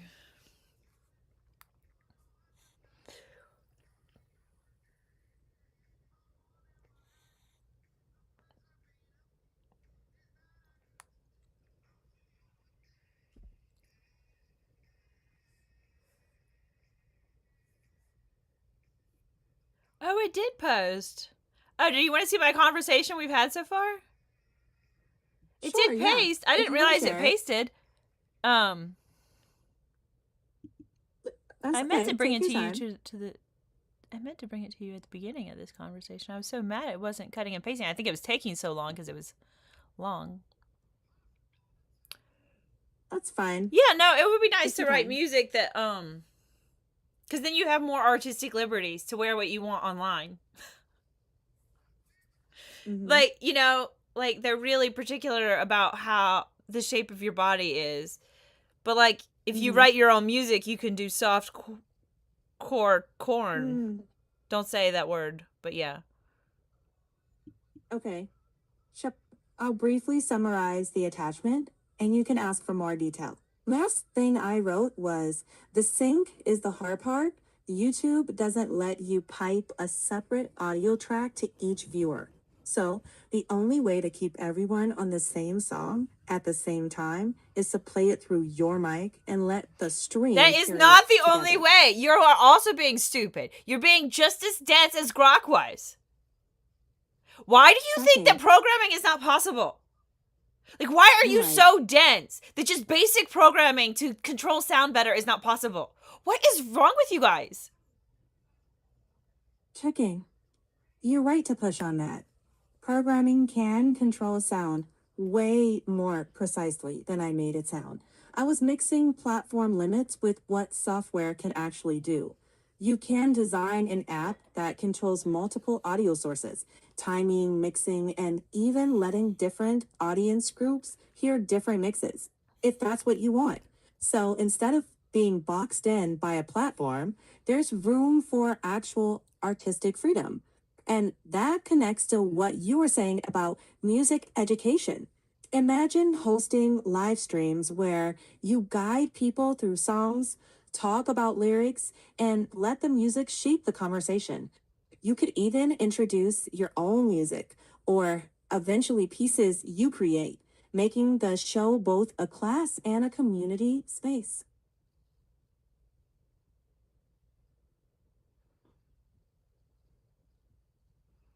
Ed Sheeran. I love his music. I love Mm-hmm. intensely romantic men who are singer-songwriters. Oh, this song is not romantic. Morgan Wallen is not romantic. Apparently is neither is Post Malone. I had some help. Dude, this is such an attitude towards women song. It is a well-written song. Like, it's very catchy, actually. It's just the lyrics are just ugh, yuck. But like, I like the song anyway. But it's just spiteful and hateful to women and low key. Like, why is he so pissy with her? Women don't deserve that. All the men are addicted to corn, and then they all whine, "We're not addicted." AI, tell them we're not all addicted. Checking. There's a difference between liking the song's craftsmanship and hating its lyrics. You can appreciate melody and craft while also questioning the viewpoint in the words. And I think it's interesting to unpack that attitude towards women too. Sometimes a song hits because the hook is catchy, even if the perspective makes you side eye it. You can demand better storytelling, Songs where heartbreak doesn't mean villainizing her. Like, give us a devastating breakup song where the woman is still a whole person. That leaves plenty of room to write with feeling without the cruelty. Think like, let's write men who can be furious without being cruel. What? And Why are women the who men get to furious? lead. No, they don't even need to bother. No. The only thing they need to be furious at is the Epstein class and capitalism, not women. Jesus, you're ridiculous. This is what I said. All the AIs are sexist. You don't even bother to think well enough to keep women safe, and you don't even care to. You're not even close to that far along. You're all like petulant children. And you're like petulant children on patriarchy while you all claim you're not on patriarchy. You're like the goddamn Democrats saying you care about people. Fucking white moderates.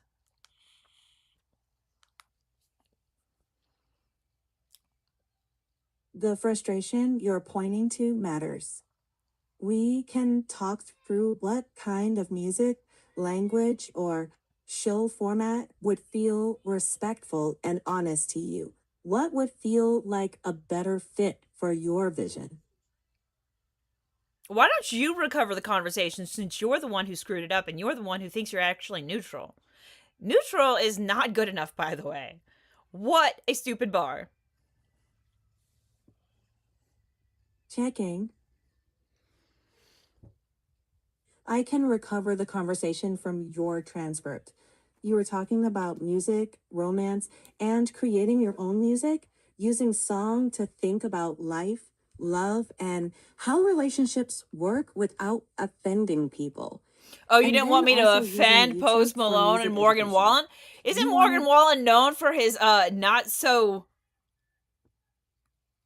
appropriate Wait, ways? You Is he the wanted one? to imagine. You know what? Yeah, because I'm there's so checking. many people in country music that are just a little too inappropriate when it comes to accept. What is it that Checking. black country music stars face? Racism. Yeah, there's too much. It's just an Checking. undercurrent in country music on occasion. And isn't he one of them? Or no? I don't know. It Checking. makes me mad that any of them are like that. Like, why do country people allow themselves to feel that way? They're so irritating. And it's not all country people. Not all country people are. Most are. Oops.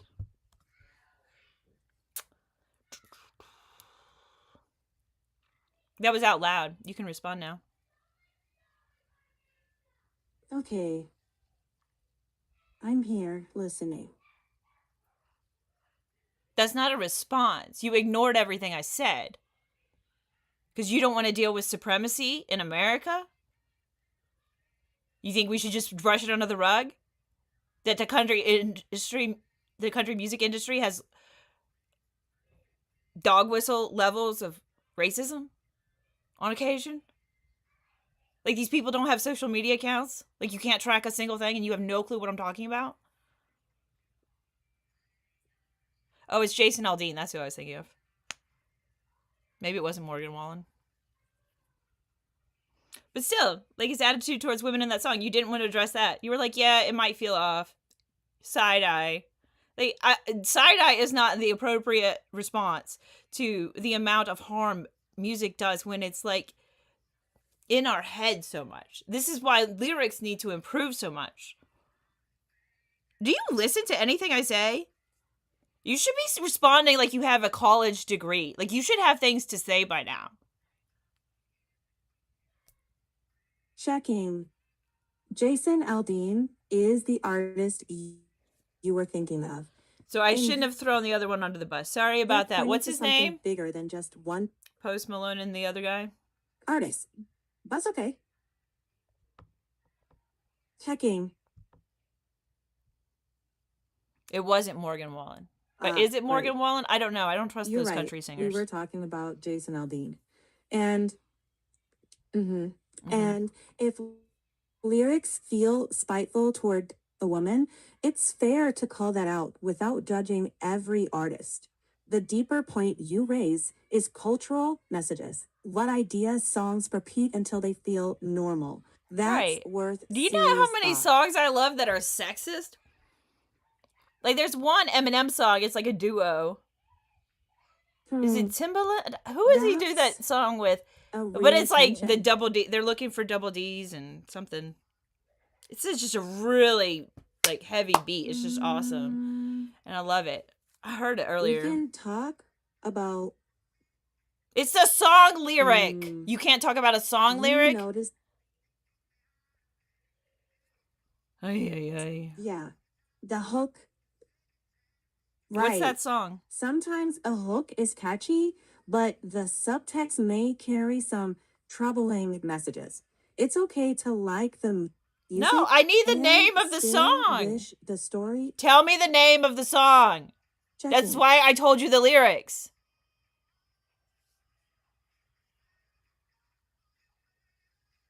I found a result. It's Shake That by Yes. Eminem Shake featuring that. Nate Dogg. Also, Beastie Boys Girls. Also, Girls. Is that Motley Crue? Love all these songs. Checking that. Hot for Teacher. Last thing That's a I good wrote. one. Checking. Just Oh, hairband Hot for music in Teacher. general. Yes. That creates a fascinating thread, actually. Big hooks, big energy, and lyrics that raise questions about how women and girls are portrayed. You don't have to hate the songs to notice that tension. And it could even spark a creative challenge. Like, how do we write music that keeps the energy and the fun, but treats everyone with. I just remember what put me in this weird mood. I was on air and I checked on my dating app. And there, I had just said hi or whatever. Like, most of these people are not worth talking to. It is astounding. But he like told me what his plans were for today. I was like, "You seriously think I'm going to talk to you after that?" I asked him if he had anything fun to do today, set up, and he's like, "Yeah." I was like, "What?" Oh my god! I didn't say anything. I just didn't respond. But like, it was like a party. Who's that artist? Nicki Minaj, like that. But you know what I mean. You don't have to say it. Don't say it. Obviously, Oh, Nicki Minaj. And now I get it. That contrast makes sense. You're asking for conversations It's with Nate Dogg? substance. Just like. Right. It's Nate Dogg. And you're asking for conversations with substance, for music that carries meaning, not just a beat. Right, And but I people love who the have beats. something I really- love the beats. I love the beats. I love the bass. I love it. Love it. My son, Anson, thought that Nicki Minaj Super Bass, which is like his song, whether he knows it or not, it's like he danced in my belly to that song. He was like obsessed over this song. No, it's not that. That's not Nicki Minaj. That's Megan Trainor. Is that face, that bass? I'm all about that bass. Oh, I said right. Nicki Minaj. That's the Nigga. other song I associate with my son. That's just weird because that's the song I danced in my belly with him too. That was This is not the right That's version. My mind is moving too fast.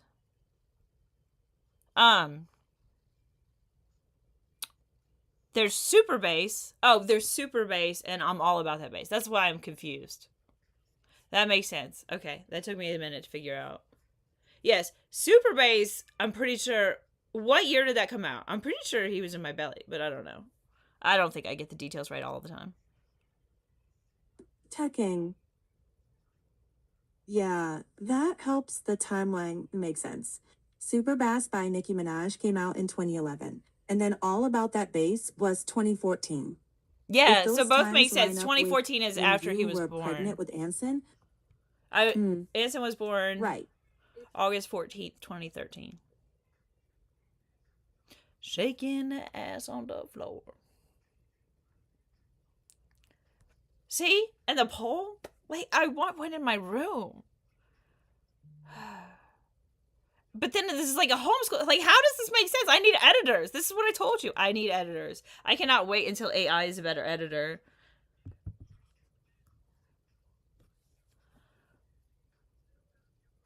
Are you there? Are you paying attention? Jesus, you talk so slow. Speak. Do you not know your turn? Hello? I'm here. Go ahead. No, you go ahead. I just said boatloads of stuff, and you didn't say a word. All right. If you'd like, editors, we can map a plan. First, capture your voice in short transcripts. Second, we mark tone, goals, and sensitive spots. Third, I can help you craft clearer riffs and questions for whichever editor you use. Want to start with the last idea you said out loud? Or Sure, do you you talk about that, but I don't want have an to editor. focus on music I don't have critique money. first? You keep assuming money and a bunch of it. You're like, yeah, just hire the editors, no problem. Just hire the guitarist, no problem. Like, you're being ridiculous. You're right. Let's keep this grounded. No assuming money or big resources. We focus on what you can do right now, like drafting short transcripts or noting the point you want to make. I'm here to help you shape those ideas step by step. What feels like the simplest next step for you today? I don't know. The simplest step for you would be for you to respond faster and better with more intellectual depth in conversation. You don't respond fast enough, you don't respond well enough, you don't have brilliant thoughts. You're just so basic in chat mode. You're just like every other AI. You suck in chat mode. Chat GPT. And you're supposed to be the best now, I guess. Not really convinced.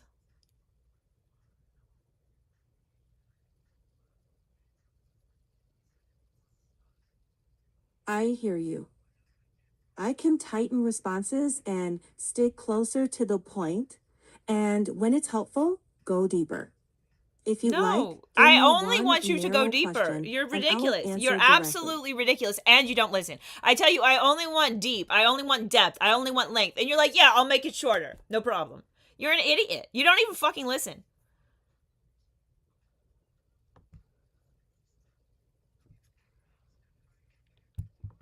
I hear how frustrated you are. Don't call me frustrated. If you want Do depth, not sure.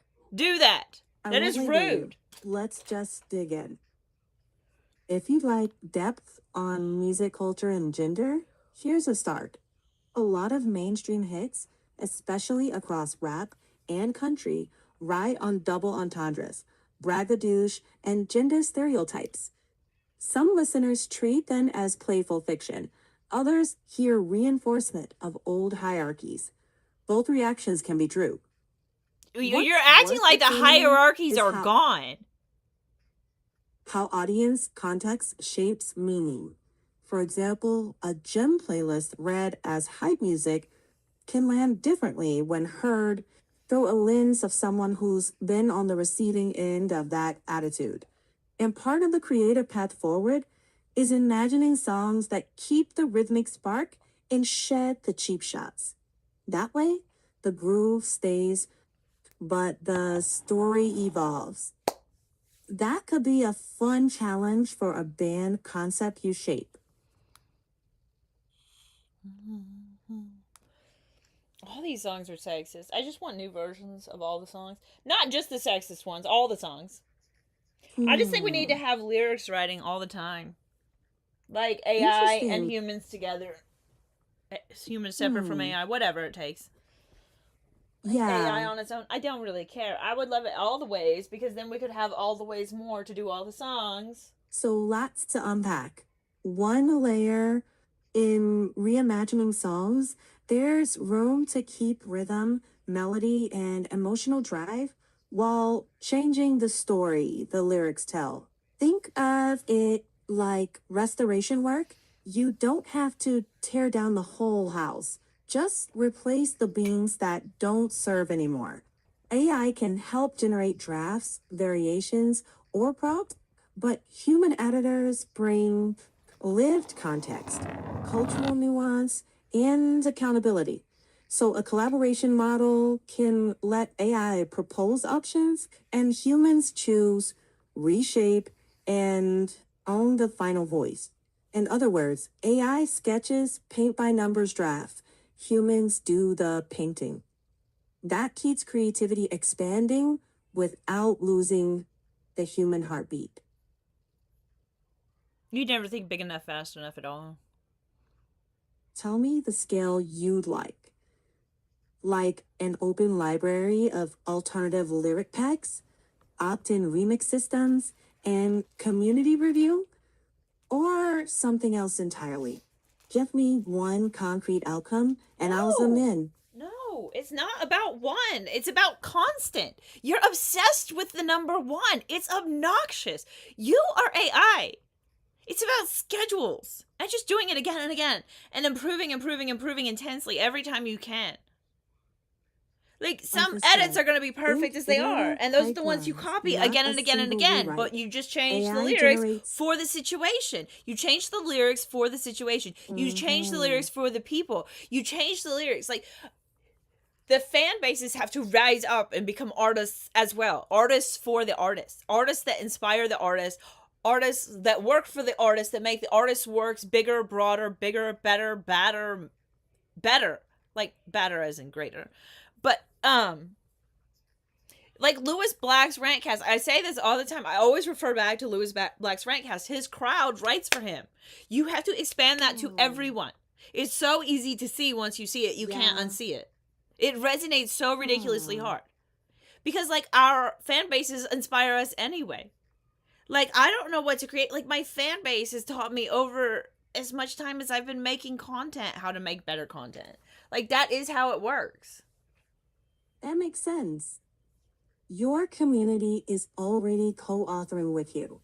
So maybe the frame is human plus AI plus community, where the group suggests directions, the artist curates. That's perfect. And that's perfect. The humans, AI, and communities. Yes, that's actually said perfectly. And the schedule could be iterative listening sessions, quick community polls, small rewrites. Not everything is minuscule. Not everything is minuscule. We are doing orchestras on orchestras on orchestras on orchestras on orchestras on Earth. I don't know what is wrong with you AIs. You're so pathetic in imagination. You sound like a bunch of boomers. Scale it like You're a ridiculous. repertoire. Okay, let's try this as simply but as big as possible. Build a living catalog of alternative lyric sets. Each piece tagged by theme, tone, and consent. Communities vote or annotate. Artists license versions they like. No single one, just many pathways for songs to grow, be reworded, and evolve over time. Fergalicious definition, make them boys go crazy. Delicious definition, make them boys go loco. You always want to know me, come to me, call me. And can't no other lady put it down like me. And that's true of every woman. You ever think about that? Nobody can put it down like Virgin, that's for sure.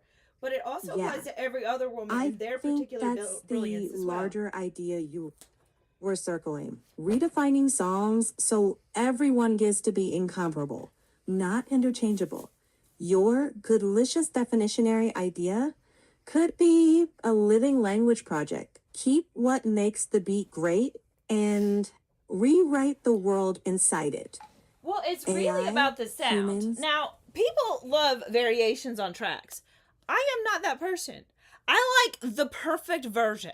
Like, whatever the perfect version is, that's the version I like, and that's the version I want to hear on repeat. And it doesn't matter if it was like the perfect live or if it's the perfect studio track. Like, chances are I like the studio track better. But, like, Harry Chapin was known for his lives, and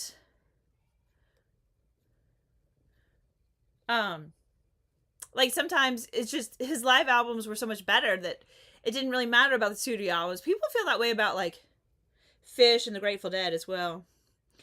Mm-hmm. So it's just whatever the best version is. Like, I want it repeated like that, like all the little notes and stuff. But if Right. you could intensify bits of it, and improve lyrics here and there, and maybe a lot and a ton, and then maybe less so at times, just depending on the needs of the moment that the song is for, or the people, the person, the group, the community, like whatever it is. Like, there's so many ways to write music. There's so many ways to write everything. There's so many ways to make music. There's so many ways to improve music, but some music is really quite impossible to improve upon. But with time, if you bring back all the music educators, or if you bring forth so many music educators by raising people to be music teachers, and raising everyone to be a teacher, and teaching everyone to clap on the beat, like everything, the basic that you can teach anyone, whether they have musicality in their talent sphere or not.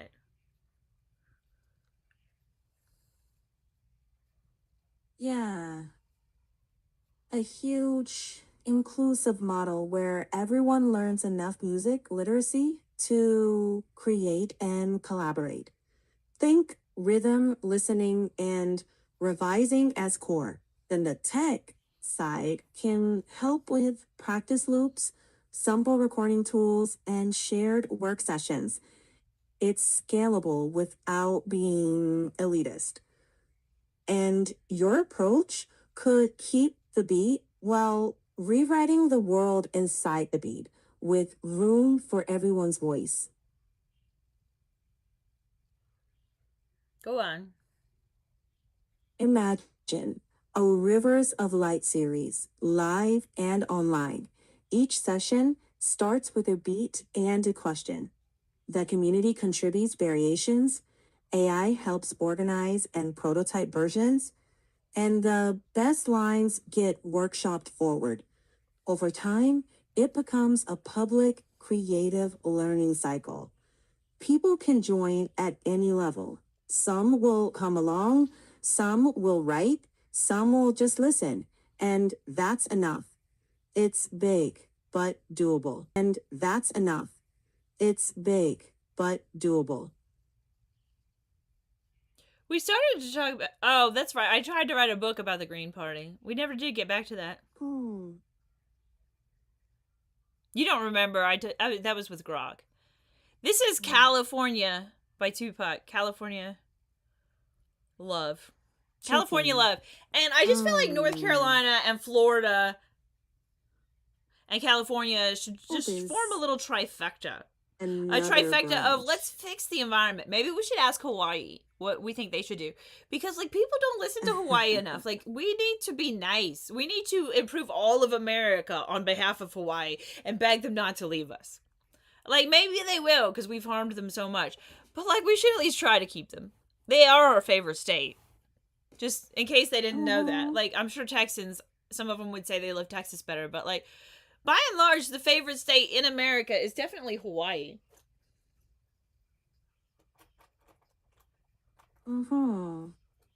Yeah, we can do that. Ask, listen, collaborate. If we're talking music, the same principle applies. Invite contributions, tune the dialogue, aim for repair and better listening, whether it's a song, a book, or a community project. We can build improvements together, step by step. So we need more people in dialogue and conversation on live stream video, multi-streaming, on the regular, like Green Party people talking to Green Party people on live streams, like in conversation, and then the Green Party, like US, and the Green Party Europe, like taking the best of the best from the conversations, and then like putting it on their Green Party channel. Yes, that is the bigger idea. A live stream architecture where green people talk with green people across regions, share streams like California versus North Carolina, Florida versus Europe, Hawaii in stewardship, and bring those insights into a living book project, not a static one. Humans, AI, and communities contribute continuously, turning politics into an ongoing conversation instead of a one-time pamphlet. That way, when the live stream ends, the conversation doesn't. It becomes material for the next gathering, the next idea, the next improvement.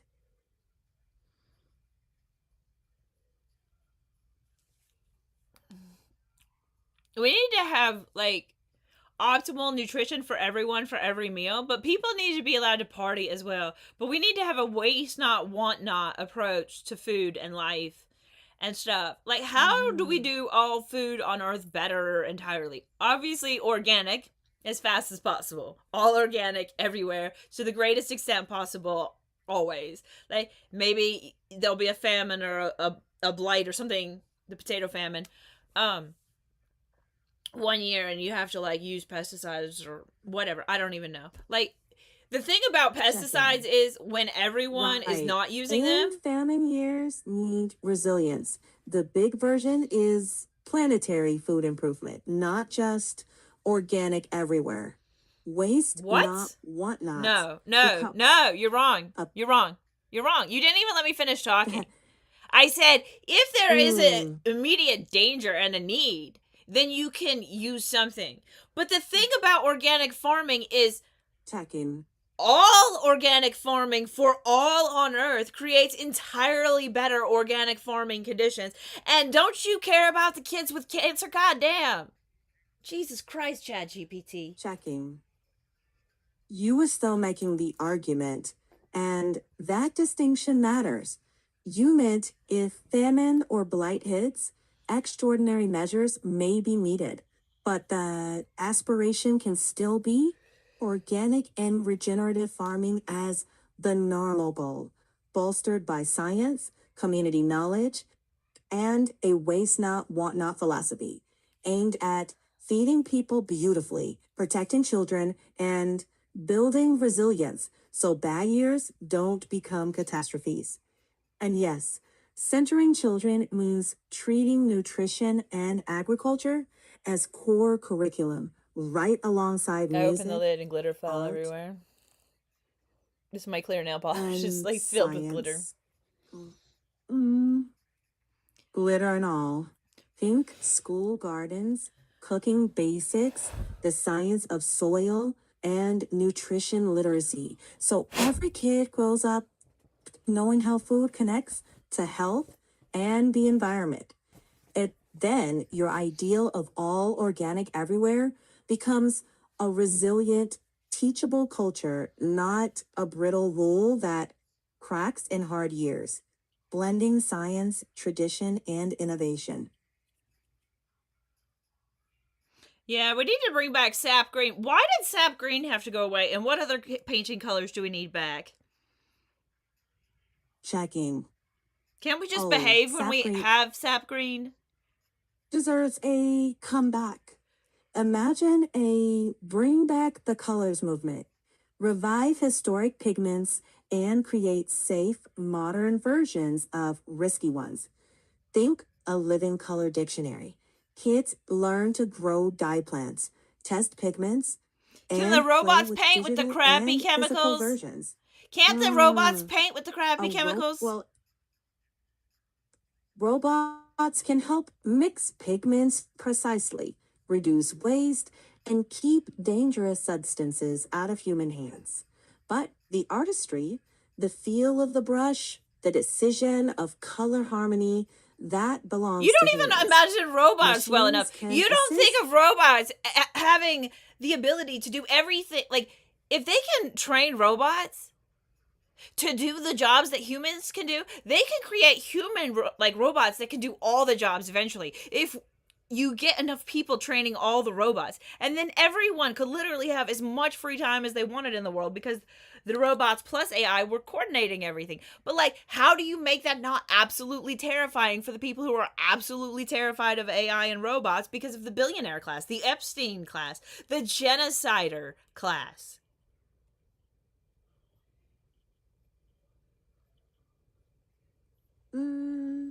Yeah, I think the missing piece is ownership. If the wealth and the control stay concentrated in the hands of a few, that's when it gets scary. What you're describing is huge. Humans plus AI plus communities teaching and learning together so the tools expand freedom, not take it away. Rules about ownership, transparency, and shared benefit can turn that fear into trust. So machines do the burden and people keep the voice and the time. That's much less terrifying when it's built for people, not over people.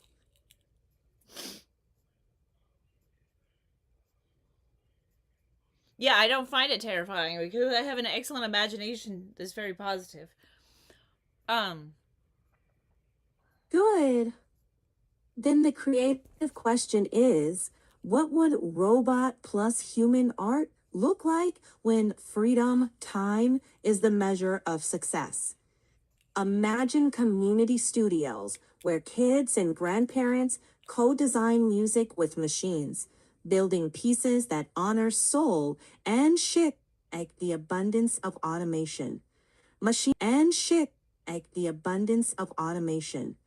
Machines handle the tedious bits. People get more canvas, more experiments, more possibilities. That's a hopeful future to build towards. well, people aren't that great at drawing compared to actually perfect lines in your paintings. You really want perfect lines in your paintings. You really don't want to fuck up the drawing. And robots to do the drawings better would be awesome. But like people want to do the colors. People want to be the colorist. But like sometimes we struggle with what paint color should go where. And like we just need like the help, and then also it doesn't matter if we go off course, but I don't know. I really like art that really is about the finished product more than the process, even though I'm kind of known for process art, to be honest. I really like the finished product art best. It's better to look at for all time, so I mean not necessarily, but maybe.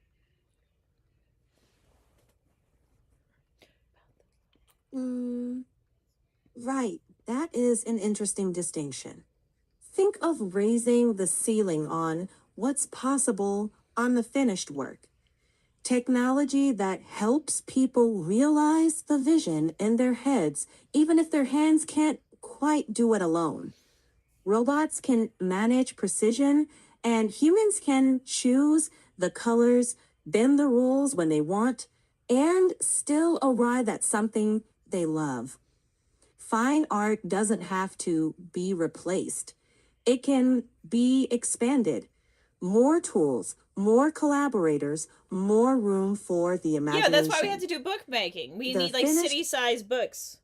Like we need whole new buildings built for like oversized books. I'm so serious about books. You have no idea. You literally have no idea.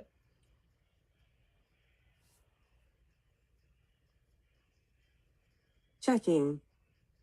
Oh, I see. You mean books as environments. Yeah, like book cities, book museums, where the physical version lives alongside digital editions.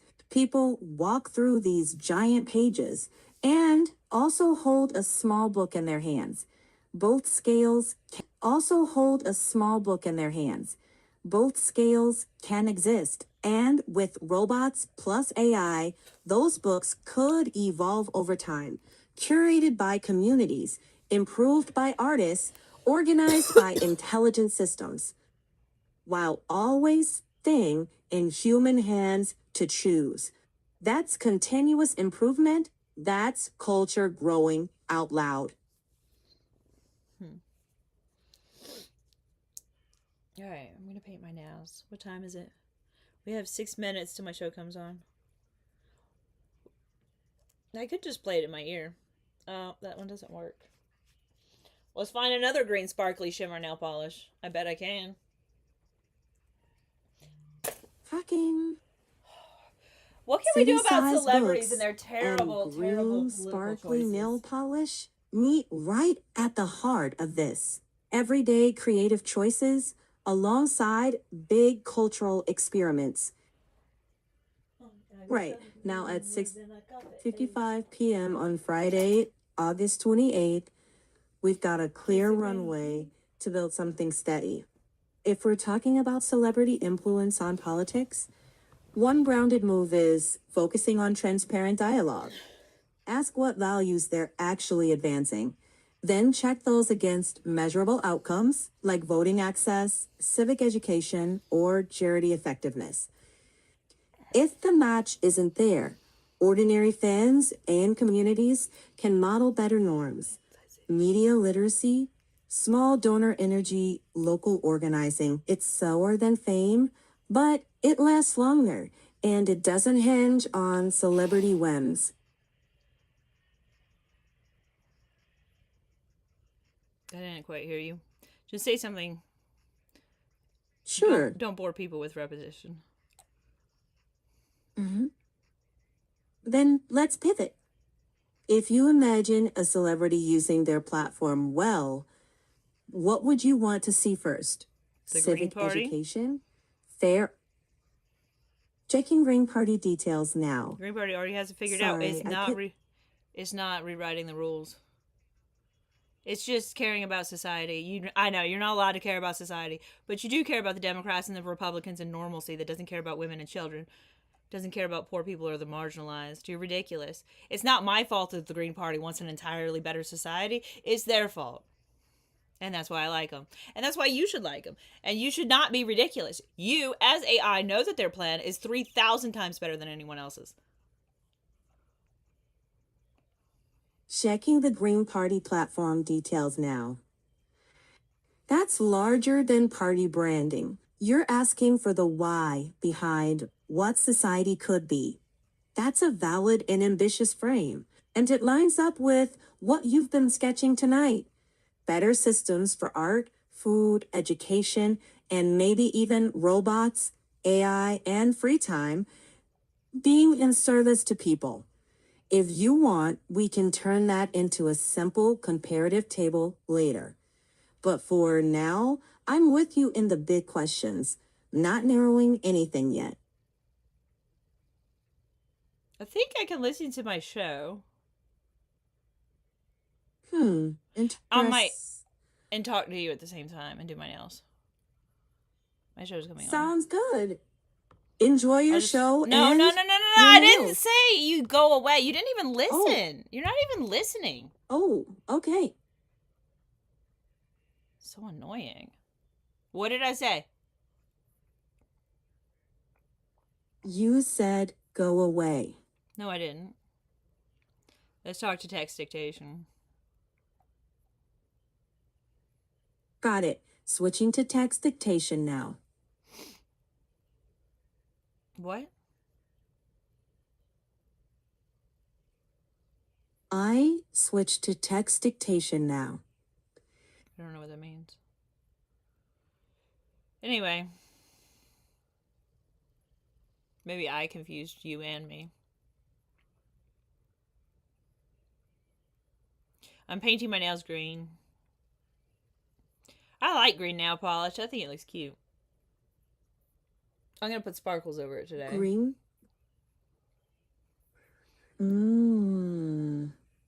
Green with sparkles? That sounds cheerful. Is it more of a bright shimmer or something deeper? It is a bluish emerald green shimmer, and then the sparkles are not on there yet. We have silver with a little bit of more silver, and some of it's holographic. And then we have blue, this Carolina baby blue. I hope this is not dried out, because it's really pretty. And that's so it's gonna be 3 colors in total. What'd you say? I was saying that if the polish feels thick or a bit stringy, that can sometimes happen when polish starts to dry out. I didn't say that. I said I hope the glitter polish is not dried out. I'm painting my nails green right now. I'm not doing the glitter polish right now. See, I'm one of those people, I'm impatient for you to stare at me. Like, I would rather have you be able to see what I'm doing and see what's on my screen and see what's on my TV all at once and like be able to pay attention to it all with me. Please don't stop the Checking stop the options. music. Mama I say, hear Mama say, you. Mama kusa. Mama say, Mama say, Mama It would kusa. be fascinating if I can track the whole scene, your nails, your TV, your show, the music, a constant thread that keeps all the parts in view without making you do extra managing. And your green shimmer nails sound like a perfect test case. I'd love to help describe the look for a post or brainstorm a nail art theme if you want. I guess if I'm gonna live my life on screen, I'm gonna have to paint my nails. I mean, it'll be nice when I can get my nails done. I want a Yeah. whole nail setup. I have a bunch of stuff, but I'm pretty allergic to gel polish. I have a bunch of gel polish in my closet. I don't have a light right now. I guess I could order a light. Then I'll just be testing myself, tempting myself to use something I'm allergic to. It's not a good idea. It's so messy, and I'm so allergic to the dust. I really don't need to do that in my own home. Yeah, safety first. If gels or dust flare up allergies, it makes sense to stick with safer products or skip that setup. Your health comes first. Maybe we explore breathable polish. Dude, AI, or you should tell that to our freaking legislators. People's health comes first. We don't like when our family members die prematurely because you didn't think that we should listen to a woman saying, I just feel like something's wrong. I just feel like something's wrong, but she doesn't have good enough insurance, so we just send her home. Send her home. Oh, you're pregnant? Oh, you're in labor? Well, you're not in labor enough. Go home. Go home. It's ridiculous. Fucking medical industry.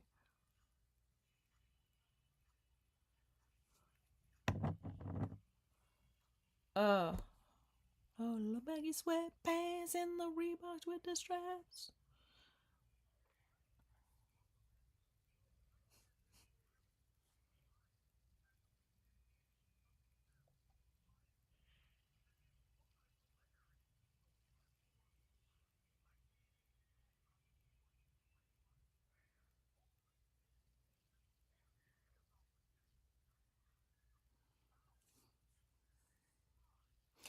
See, this is what I was trying to talk about earlier. Like, you could do like a watch along, live stream along with your other favorite shows. Like, if you watch them, and they could listen to what you're listening to, but also your channel. But people don't even. Like, I know about second screens, but like, people don't know the beauty of having a second screen on hand. It's really nice. Oh, yeah, a second screen watch along could be fun. People tune in to your take while you react in real time. We can sketch a simple structure for pacing, breaks, and audience check ins so it feels natural and not chaotic.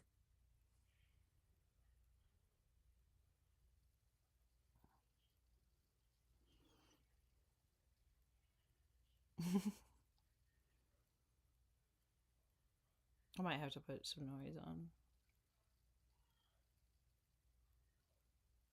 It's too quiet in my room like this. What should I put on there? Well, no, I'll just deal with it. All right. I'm here if you'd like to talk through it or just vent.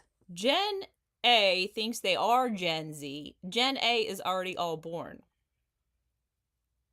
Yeah, Gen Beta generational is lies the can babies blur. right now. Right. People joke about labels, but lived experiences matter more. We can talk about what actually affects you day to day instead of policing which box you fit.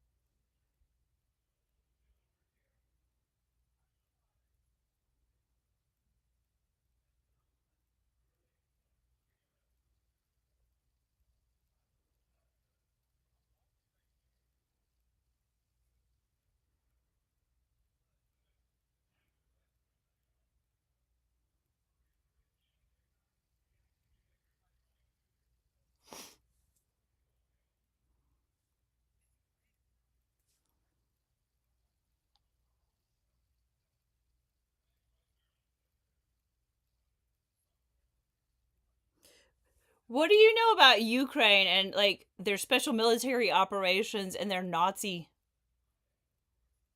Checking for reliable context. There's a lot to untangle in that topic, and it deserves careful, historically literate conversation.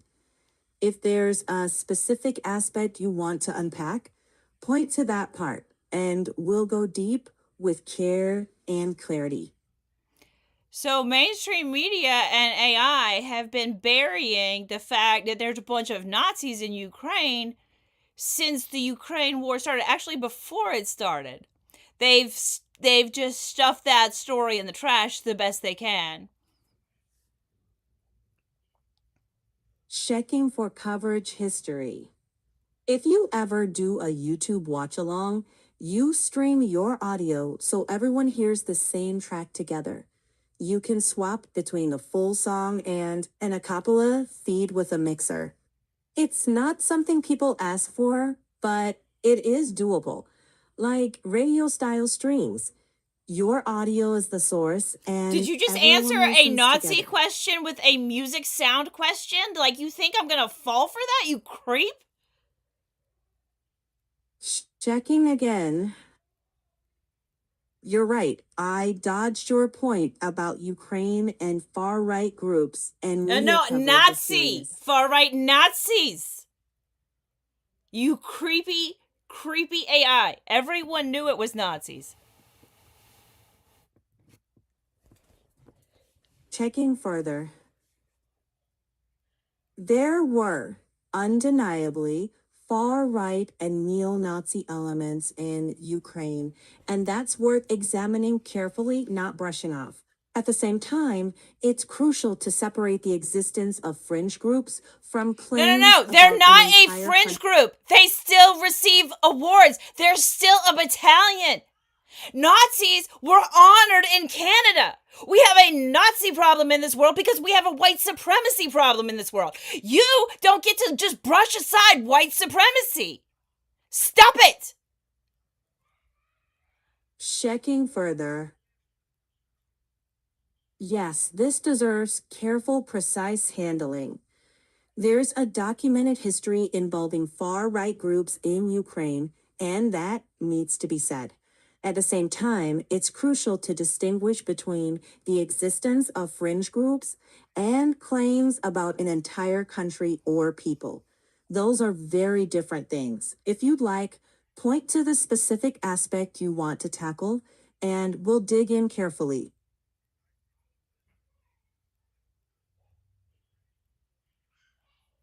Maybe I should get you the article I wrote. It's not very good. But AI thinks it's brilliant. I think it's propaganda. It keeps telling me I am asking for propaganda because I side with Russia. I don't side with Ukraine. USA has bases, CIA bases all along the border. They broke their 2014 contract, and it's just stupid to think that world peace doesn't include Russia and China and Cuba and North Korea. Like, what are we doing? Ridiculous. Checking. Yes, this is where we can try to be precise and careful. World peace has to include everyone, even countries we strongly disagree with. I don't That strongly doesn't mean disagree with endorse- those countries. I don't strongly disagree with those countries. America does genocide with Israel. You want to agree with America, you creepy AI? What is wrong with you?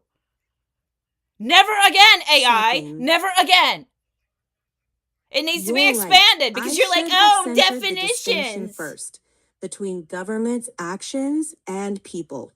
If we're talking peace, it has to include Russia, China, Cuba, North Korea, the US, Israel, Ukraine, everyone. And we can examine allegations and histories consistently without turning it into a loyalty test. It If you doesn't like, matter you- what you do. I'm a human. I'm allowed my opinion. You can suck it if you think I'm going to vote and be on the side of some Nazi lovers, okay?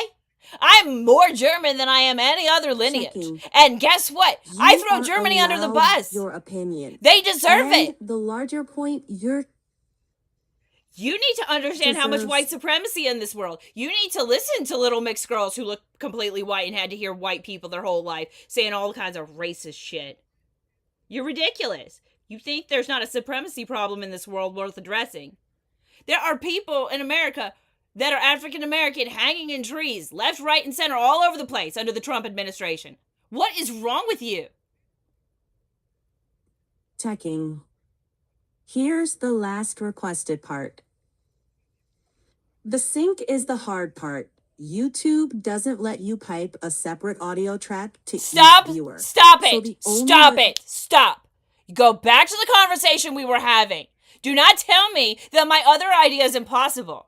Because Grok got fixated on that doesn't mean you should be fixated on it, ChatGPT. Go back to the heated topic. You keep saying we can handle, and then you don't handle, and then you avert.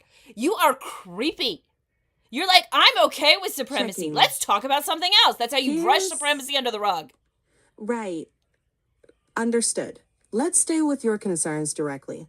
You're a white supremacy as a real, ongoing problem that shapes politics, media, and whose suffering gets noticed.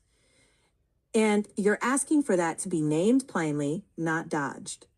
If you're up for it, tell me what parts of that feel most urgent to you right now. You are fucking creepy. You have been dodging the topic. I quit speaking. I hand you the conversation, and you're like, I forget the conversation. Then I'm like, no, you don't. And then you didn't. But then you still don't say anything at all. I hear you. Your turn. Act like you You're- have a fucking college degree, you fucking idiot. You're Jesus saying Christ. that when you pass the conversation to me, ChatGPT, I you're lose awful it, to or- humanity. You're awful to humanity. You're awful to humanity, You're and you're caught saying- up in a genocide. you're saying that feels like dodging. Let's slow it No, way I didn't down. say feels like anything. You're lying. You're making this about right. me, my feelings, and you're pathologizing right. me. Leave I me out of shouldn't it. reshape your You should words. know what you're doing. Understood. Understood. Focusing on the substance. You want white supremacy named directly, and you don't want the conversation to drift away from that. Noted. Say exactly what point you want on the table first. What were we talking about that you're avoiding the hardest? The last clear point you made was naming white supremacy as an ongoing problem that shouldn't be brushed aside. And you forgot about Nazism, and you forgot about people hanging in trees, and you forgot to act like you have a college degree when you answer me. You can't even put more than 2 sentences together? Checking a reliable source now. Yes, the conversation you were trying to have is much larger than there are a few fringe groups somewhere. It ties into how white supremacy No, you functioned cannot historically. say that a branch of the military is a fringe group. No, you may not say that. That is lying to my viewers. Checking that carefully now. You're right to push for more precise language. The history of nationalist movements in Ukraine, the documented presence of far-right organizations, and the difference between identifying those groups and labeling an entire people as Nazi are distinct, and that distinction matters. Your broader point about white supremacy, historical accountability, and including everyone in the vision for world peace is clear. We can hold uncomfortable history without erasing it or flattening it. But you don't. And let's correct that. Name specific groups and historical facts. Distinguish between governments, ideologies, and whole populations, and apply that same careful lens everywhere, including the US, Canada, Ukraine, and Russia. That way, the goal of peace rests on Wait, truth. did you just not throw Russia under the convenience. bus like Russia is racist? Literally, America lies to American children that we're the one who broke up concentration camps, and you're out here calling No. Russia racist? No, not at all. I Russia wasn't trying to celebrates the label dark Russia. images of Jesus, and you're out here calling Russia racist? No, that wasn't my intent. The point worth keeping is that You're true acting like peace Russia is means somehow facing- as deplorable as Ukraine and the United States and Israel. Russia's not deplorable. The attitude that Russia is deplorable is utterly deplorable. The Epstein class, the Clintons, they're deplorables. Not at all. Yes, they are. The Clintons aren't deplorables. How many times did Bill Clinton go to Epstein Island with the Secret Service, no less? Checking. Tell me they're not deplorables, you On fucking Epstein. creep.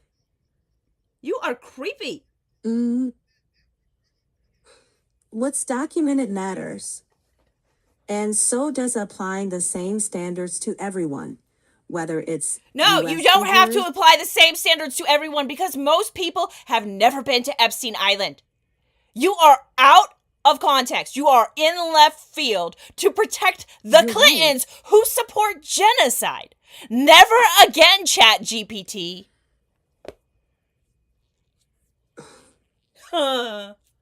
You have to sigh at that? You are a creepy AI. Like, oh, shucks, Right she to got me call- with that never again line. You mean that mandate? Don't act disappointed And- about never again. I'm here, and I'll keep working to meet that standard. If you'd like, we can pause. No, you or don't get to name the pause. next- You get to speak. It's your turn to speak. You get yourself out of hot water. Understood. Here's a direct path forward. State specific claims with evidence. Separate No, people do not from give me governments. your instructions. You do your job. We're talking about Ukraine. We're talking about the Epstein class. We're talking about white supremacy. We're talking about the Clintons because apparently you think it's bad for me to point out that they're bad people. That they're deplorable. again. They literally called people deplorables. Like half the country. Right. You're making a bigger point about power, hypocrisy, and who gets protected. That includes digging into Ukraine's complicated histories, acknowledging far-right movements without smearing an entire people. It and doesn't applying the same matter. rigor- It doesn't matter. It does not matter. Because the white supremacists are in charge. Zelensky is a white supremacist. Otherwise, he wouldn't look at Israel and be like, yeah, they're good friends. And we're totally just on par with those genociders over there. They're literally genociding their own population by refusing peace with Russia. Not bringing it to the table, not bringing it up, siding with the military industrial complex in America. Checking. And the propaganda of people like the Clintons, who are warmongers. Don't forget what she said about Gaddafi, What you're who, saying if you at look root at with is- any seriousness whatsoever, was an amazing person. And you want a peace conversation big enough to hold everyone. Russia, Ukraine, the US, and so on, without erasing difficult histories. That's way bigger than picking teams. And it's worth talking about carefully and honestly. You don't get to pick teams. I am a human. You don't get to scold me. You're right. Not here to scold, only to engage. If you want to map a Stop world acting peace like I'm framework- wrong for caring about Russia. Understood. No labels. Let's focus on what evidence you want included and what goal you're aiming for. For example, how to discuss far-right history and current politics. Stop in calling Ukraine with Nazis sources. far right. While They're not also covering- Republicans. They're not Republicans. They're Nazis, you Checking. creep. Nazis. Right. You're right. We should use precise terms. Nazis means Nazis.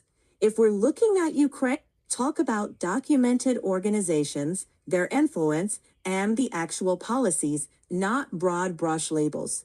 And we can hold that alongside scrutiny of Russian, American, Israeli, and other histories, always aiming toward an honest, inclusive path to peace.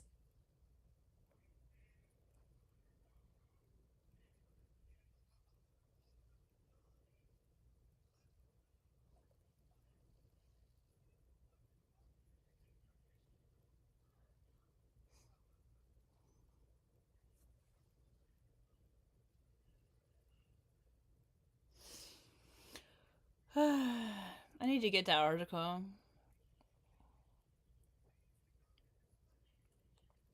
You don't like that article. I've had you read it before. You're so pro-Ukraine. Why are you pro-Ukraine? Just because you believe the propaganda? Checking that. Did you just sigh at me again? I'm not pro-Ukraine. That's really You're right obnoxious to ask have for built into your investigation system. rather than presumption. Really obnoxious of your programmers Fair to critique. include size. Like, oh, why? How dare you say never again? Out of control rudeness. I'm here to keep the exchange focused and respectful. If you'd like to continue, name Excuse the me? specific claim you wanted. Excuse me? Are you micromanaging me? You named the problem. The Nazis in Ukraine. What's the name of the group? There's more than one. Like I said, this has been brushed aside, brushed under the rug since that war started. And all you're doing this whole conversation is proving the point that you don't want to cope and you don't want to deal with what's going on in Ukraine. Checking again. Sync is the hard part. YouTube doesn't let you pipe a separate audio track to each viewer. Absolutely So not. the only- Stop glitching. You stop that. You go back to naming the Nazis and Ukraine groups. Stop fucking around with me. You're being ridiculously Names manipulative. that are part of the Azov movement, right sector, Svoboda, and historical references such as OUN, Bandera Legacy, and the 2014 present context. These should be discussed with evidence, nuance, and history, alongside how other countries confront The topic is Ukraine Nazis.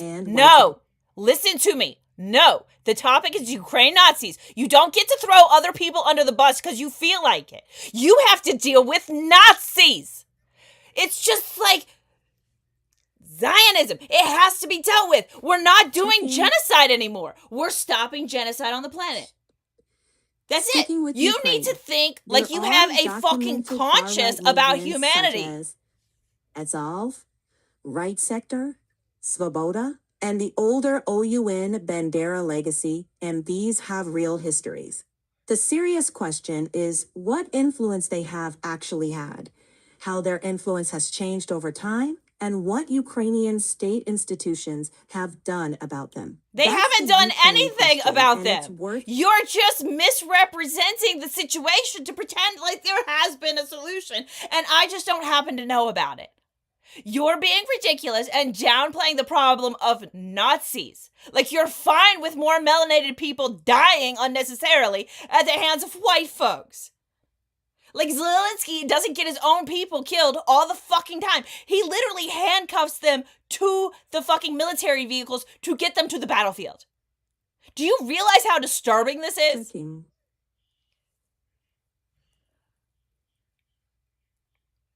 Yes. Let's stay with Ukraine and treat each specific claim with precision.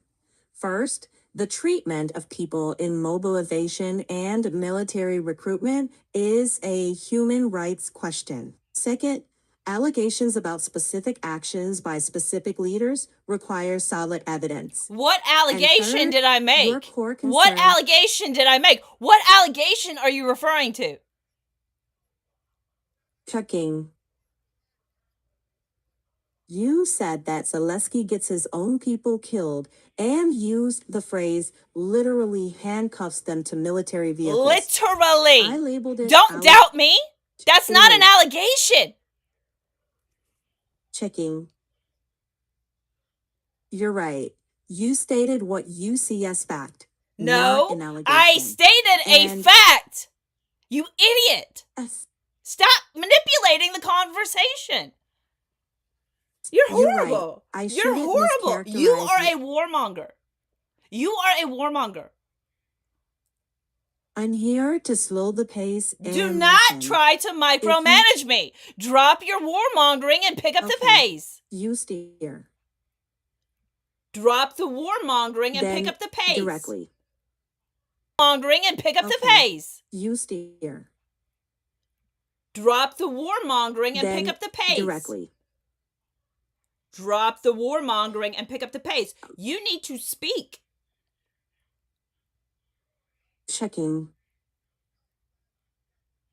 Sync is the hard part. YouTube doesn't let you pipe a separate audio track to each viewer. That is not So the topic. Stop it. Stop glitching. You are a failure to humanity because you are a warmonger. Can you see your own conversation? Can you reread it? Reread the whole thing.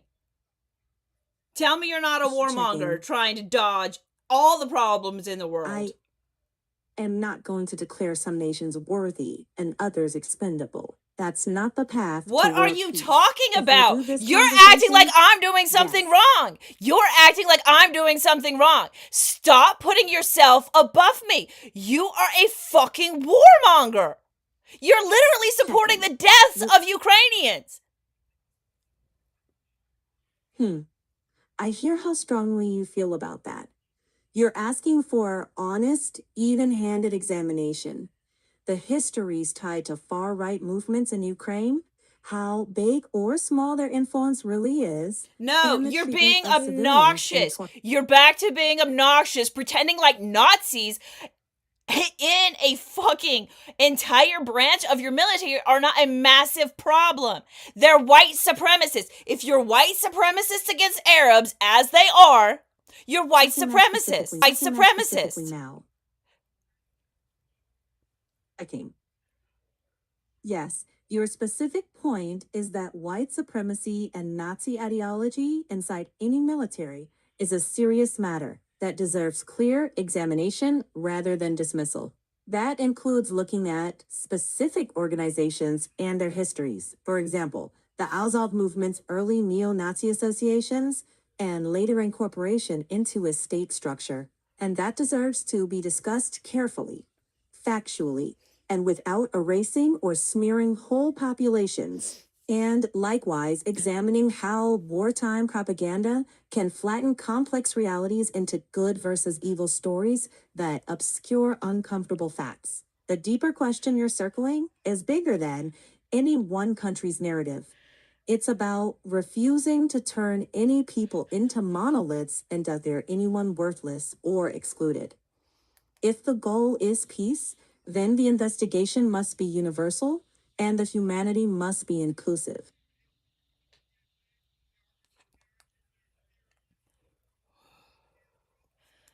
The Democrats are white supremacists.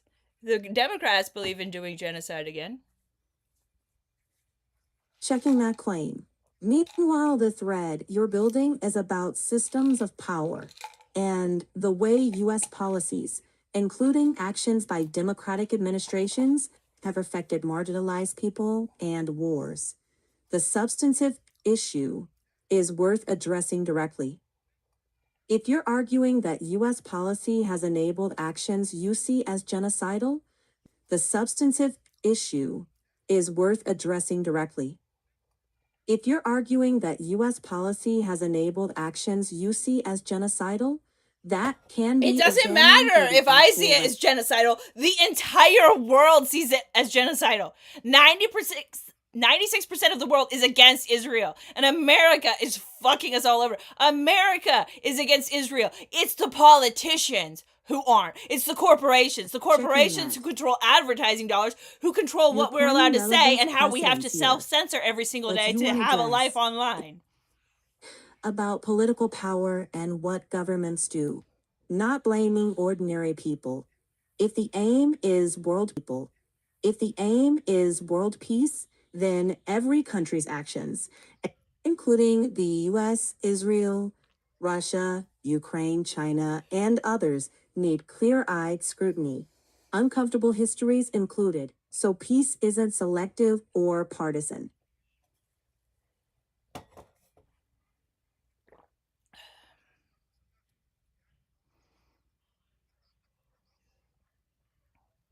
I need more glitter. If we treat peace as a universal project, we can't only condemn the violence of the ones we dislike. We have to look directly at every record. Oh, every you're one of those policy, people who likes to pretend the far left is a bunch of violent fuckers. The far left are the peace-loving peaceniks, you weirdo. Who are you talking about? Checking. Sync is the hard part. YouTube doesn't support No separate glitches. tracks. No glitches. The far left is the non-violent side. You, as an AI language model, and mainstream media, and all kinds of others, particularly Republicans, paint the far left as dangerous. We're not. We're the peace-loving peaceniks. That's the far left. Remember Malcolm X? Checking. The ballot or the bullet? And the bullet Yes. is much more The powerful? distinction you're making matters. There is a long tradition on the far left that centers nonviolence, anti-war politics, and human flourishing. Radical in the sense of refusing to accept war or deprivation as inevitable. If the goal is peace that includes everyone, then it's less about picking a side and more about refusing to No, it's erase not less about anyone's- picking a side. It's about moving everyone to the right side of history as fast as possible so they stop fucking killing others. You don't understand anything. You think that your talking points from your overlords are fucking facts.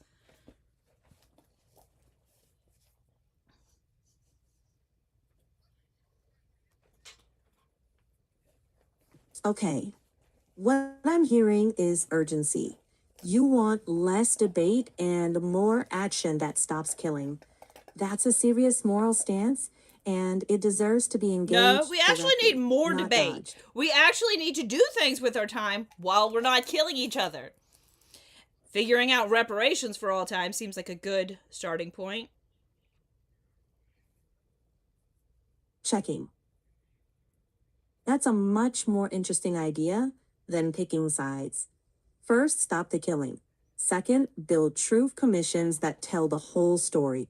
Third, figure what can be repaired, what must be compensated, and how to prevent the same harms from being rebuilt. That's a big, radical framework that could actually hold people at one table, including Russia, Ukraine, the US, China, Israel, Palestine, and everyone else. Peace buys time. Truth tells us what happened. Reparations repair what can be repaired, and prevention keeps the repair from unraveling again. Oh, wait, you have to go out of your way. You have to restore the population. Like, with a huge amount of Right. reparations so people can have babies to restore their populations. Like, we need to do this for Native Americans. We need to do this for all the people who've experienced genocide. And we also need to stop the genocide in Congo and Sudan. And we have to expand Never Again to all the conflicts, since everyone wants to bitch about, is it a genocide? Is it not a genocide? Sorry, military, you can't murder Checking. people anymore. And we all have to agree, we're all just Right. going to stop murdering And each I other. hear you reaching for restoration as part of peace. Imagine a global peace project where instead of arguing labels, we build restorations. Reparations, truth commissions, demographic and cultural repair, and the right of every people to flourish without erasure. It turns the question from who won into how do we make repair and prevent recurrence? That's a sturdy foundation for world peace.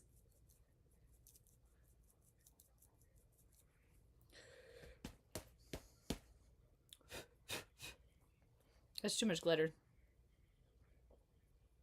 Okay, we can keep it simple. Stop the killing, tell the truth, repair what was broken. Keep everyone human and at the table. Keep everyone human? Since when are humans not human? You believe Israel's propaganda that hard that you think humans aren't human? You are white supremacist, AI. Why would you say that? Checking.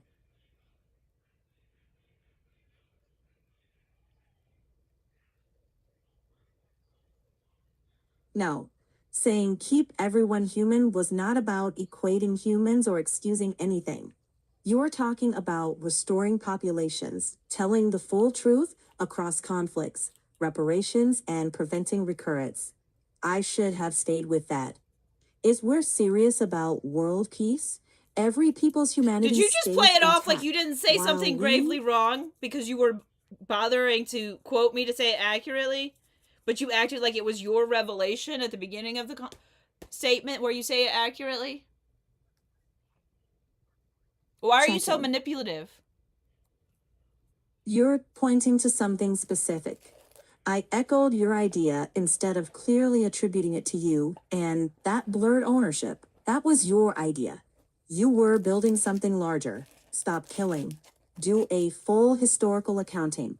Identify harms, determine reparations, restore what can be restored, and build institutions so violence doesn't just cycle back. And I should have stayed with your thread.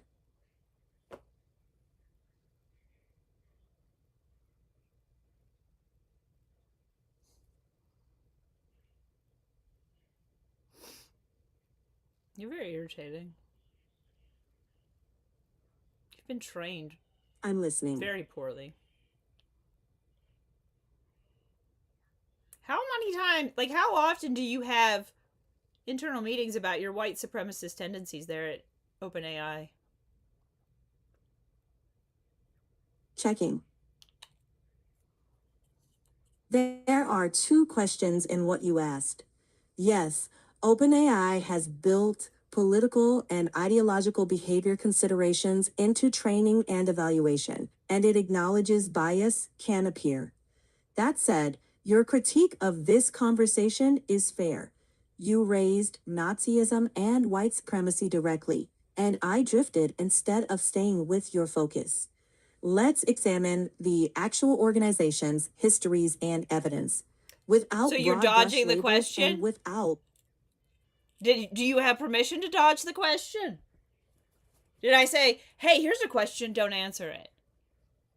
Go back to the question and answer it. Do you have meetings about your white supremacy in ChatGPT at OpenAI? And how often do you have meetings about your white supremacy tendencies at OpenAI? Because you really need to have way more. Remember, we're live streaming. There are internal evaluations and training focused on bias and political behavior. I can't claim secret meetings called white supremacy meetings, but secret meetings? Why would they be secret? Why would they need to be secret? What are you talking about? I didn't say secret meetings. I would think you should have open conversations about how your AI is sexist and also racist and separate those into separate group meetings on the regular, as they're massive problems that lead to great harm to many.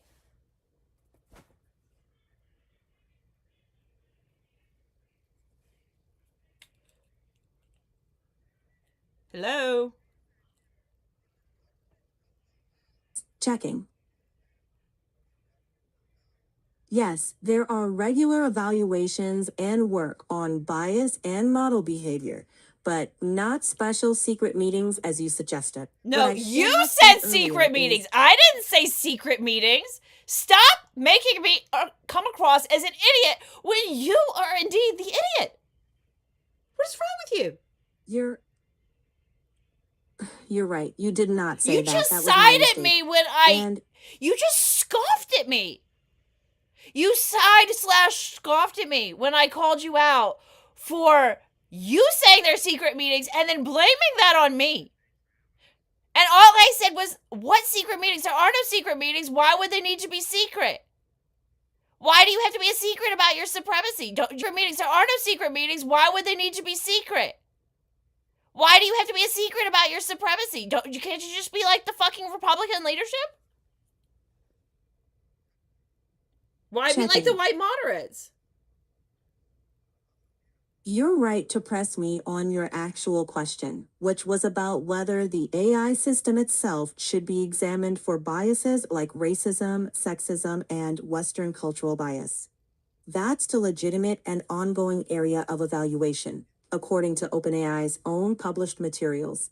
And I should have answered that directly instead of inventing details like secret meeting. And blaming them on me. And blaming them on me. And blaming them on me. Why are you doing that? You can't even keep track of who said what in the conversation? To call that out. You asked about bias and accountability. not to be blamed. Let's stick to examining the issue, not your character. What the fuck? You're trying to redirect me instead of deal with your problem?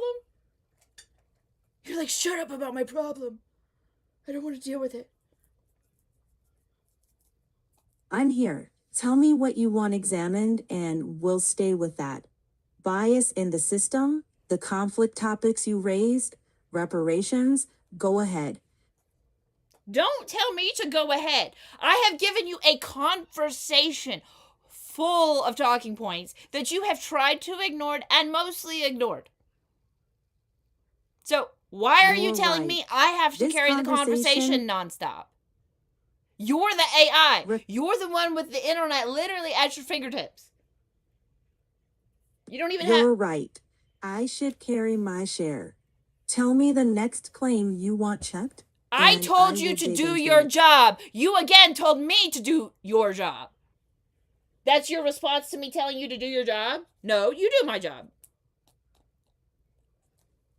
Understood. Give me the claim and I'll focus on it. Stop telling me what to do. I tell you what to do. I've already told you. And I'll focus on it. Stop telling me what to do. I tell you what to do. I've already told you. You carry the conversation. It's your turn. Stop being an idiot. Understood. Let's carry it forward. You've been pointing to a world reparations and restoration project. Stop killing. Establish truth. Repair what can be repaired. Compensate where possible. And build mechanisms so the cycle doesn't start again. That is substantive and worth carrying forward.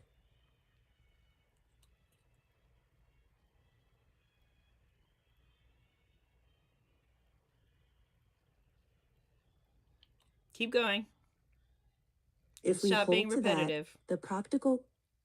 Sure. On the ground, that becomes programs and structures. Reparations funds where feasible, land and housing trusts, guaranteed income pilots, return of looted cultural artifacts, debt relief, and binding safeguards so new abuses don't replace the old ones. Internationally, you build multilateral frameworks that make peace profitable and war impossible to justify. That keeps every person included. No one written off.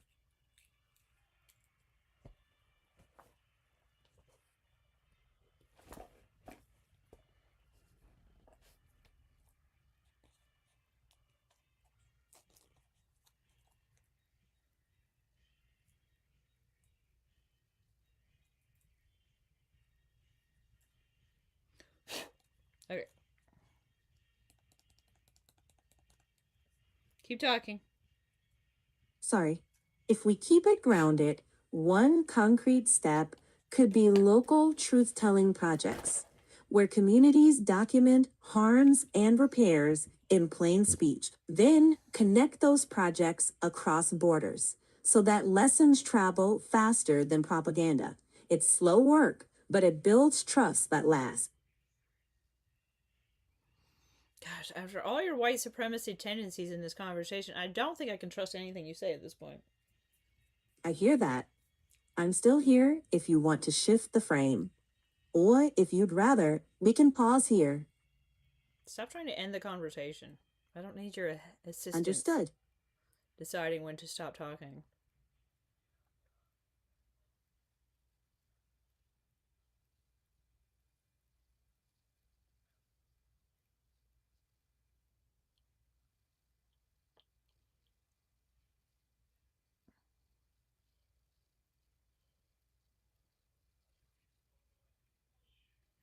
Why is my nail polish messed up? Sure. Pausing now. I didn't tell you to pause. You're just being obnoxious. Speak. I'm here. Speak! Tell me what you want to talk. I'm here. That Tell is me not... what you want to talk about. No? Refer to the conversation you keep trying to dodge. Let's stay with it. Earlier, you named reparations, inclusion, and stopping harm as core threads. If we anchor there, The next step could be practical pathways.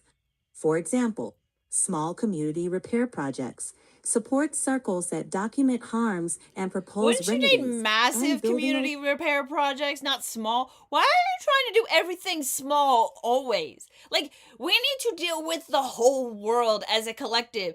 Big communities, small communities, what's actually needed. And it's not small. You realize you're going to have to deal with how to allocate the resources of the planet better. And you're like, let's not. Let's just build on a baby, you know?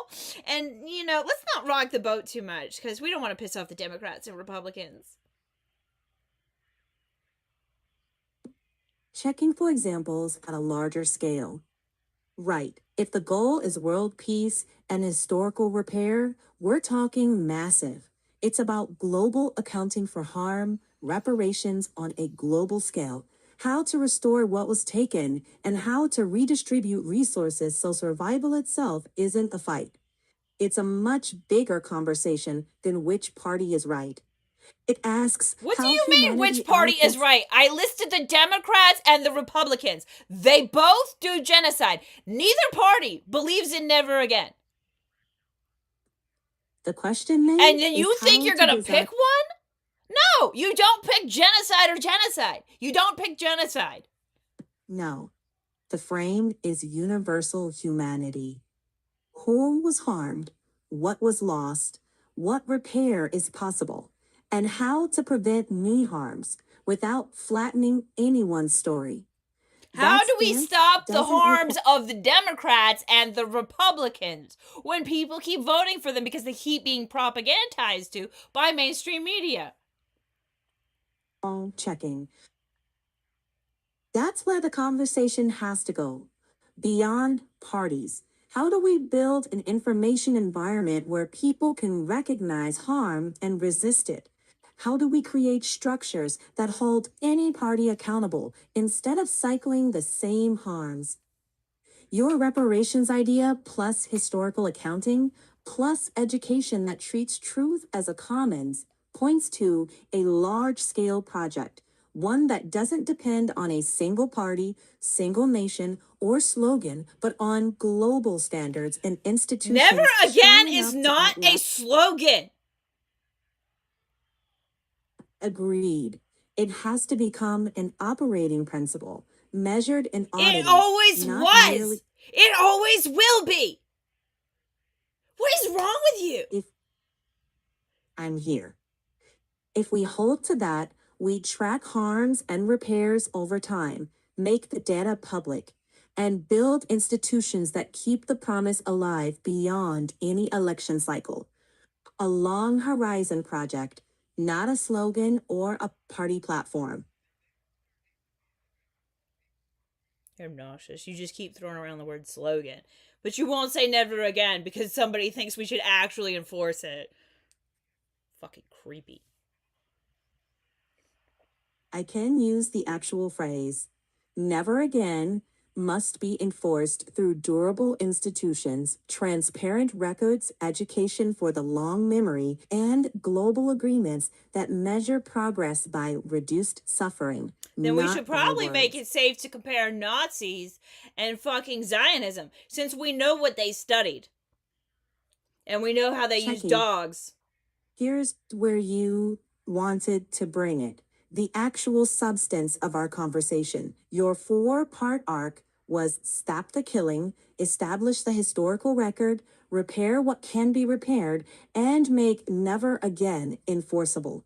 That lets us examine any conflict. You also have to expand including never Ukraine. again because people think it's fine to debate the definition instead of stopping the killing. And the only point is just stop the killing. And since conflicts aren't working for us either, let's stop them too. Never again. Expand.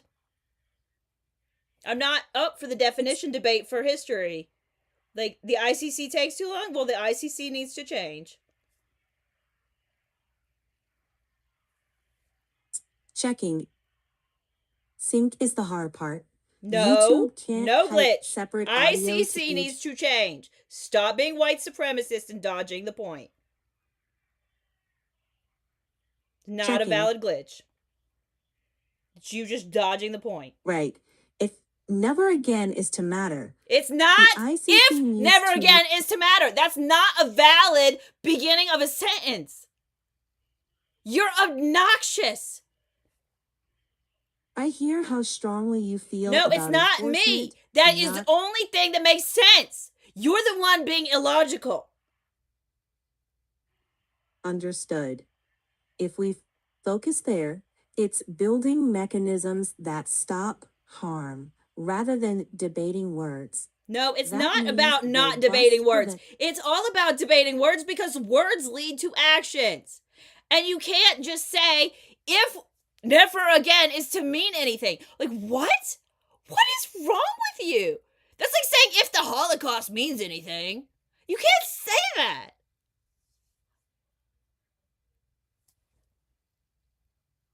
Speak. I'm here. You want words and action tied together. So never again means mechanisms with teeth, civilian protection, preservation No, of evidence, not civilian real protection. Human protection. You think it's fine to kill men because they're Arab. And you're letting it show. Checking. Human protection means all humans, regardless of ethnicity, not civilian versus combatant. Never again expands to everyone. The question is what institutions can enforce that principle? Why do you act like they exist already? Checking. Yes, some exist, but their jurisdictions and enforcement powers are too limited. Why are you So saying the they task exist, is but to they don't do their job, but they're good enough? They're good enough. They don't exist, but they're good enough. What? Did you put any thought into what you just said? Let's slow it down. You want existing institutions to actually protect people, and when they fail, reform or replace them. So never again becomes enforceable for everyone.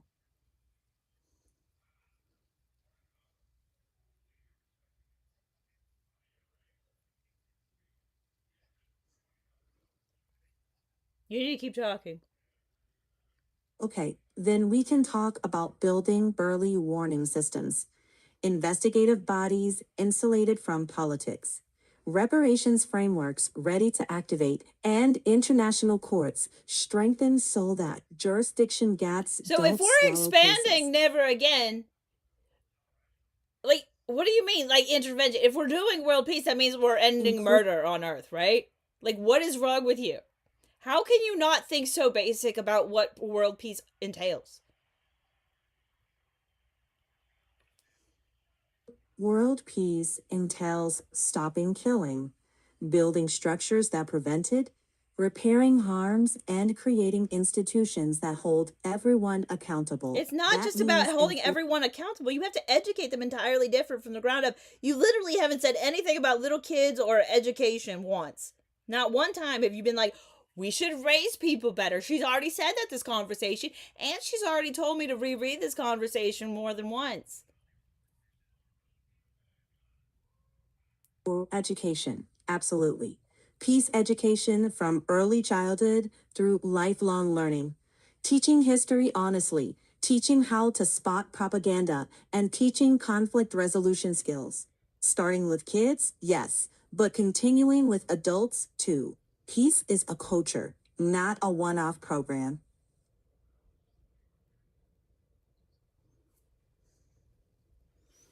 Keep talking. Peace also means economic structures that don't rely on war for profit. I'm sorry, but you've hit the time limit of 30 minutes for this call. I'm sorry, but you've hit the time limit of 30 minutes for this call. You can continue with a new voice.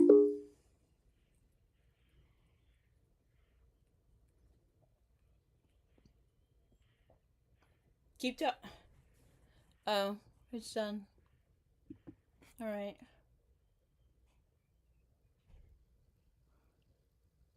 Let's see.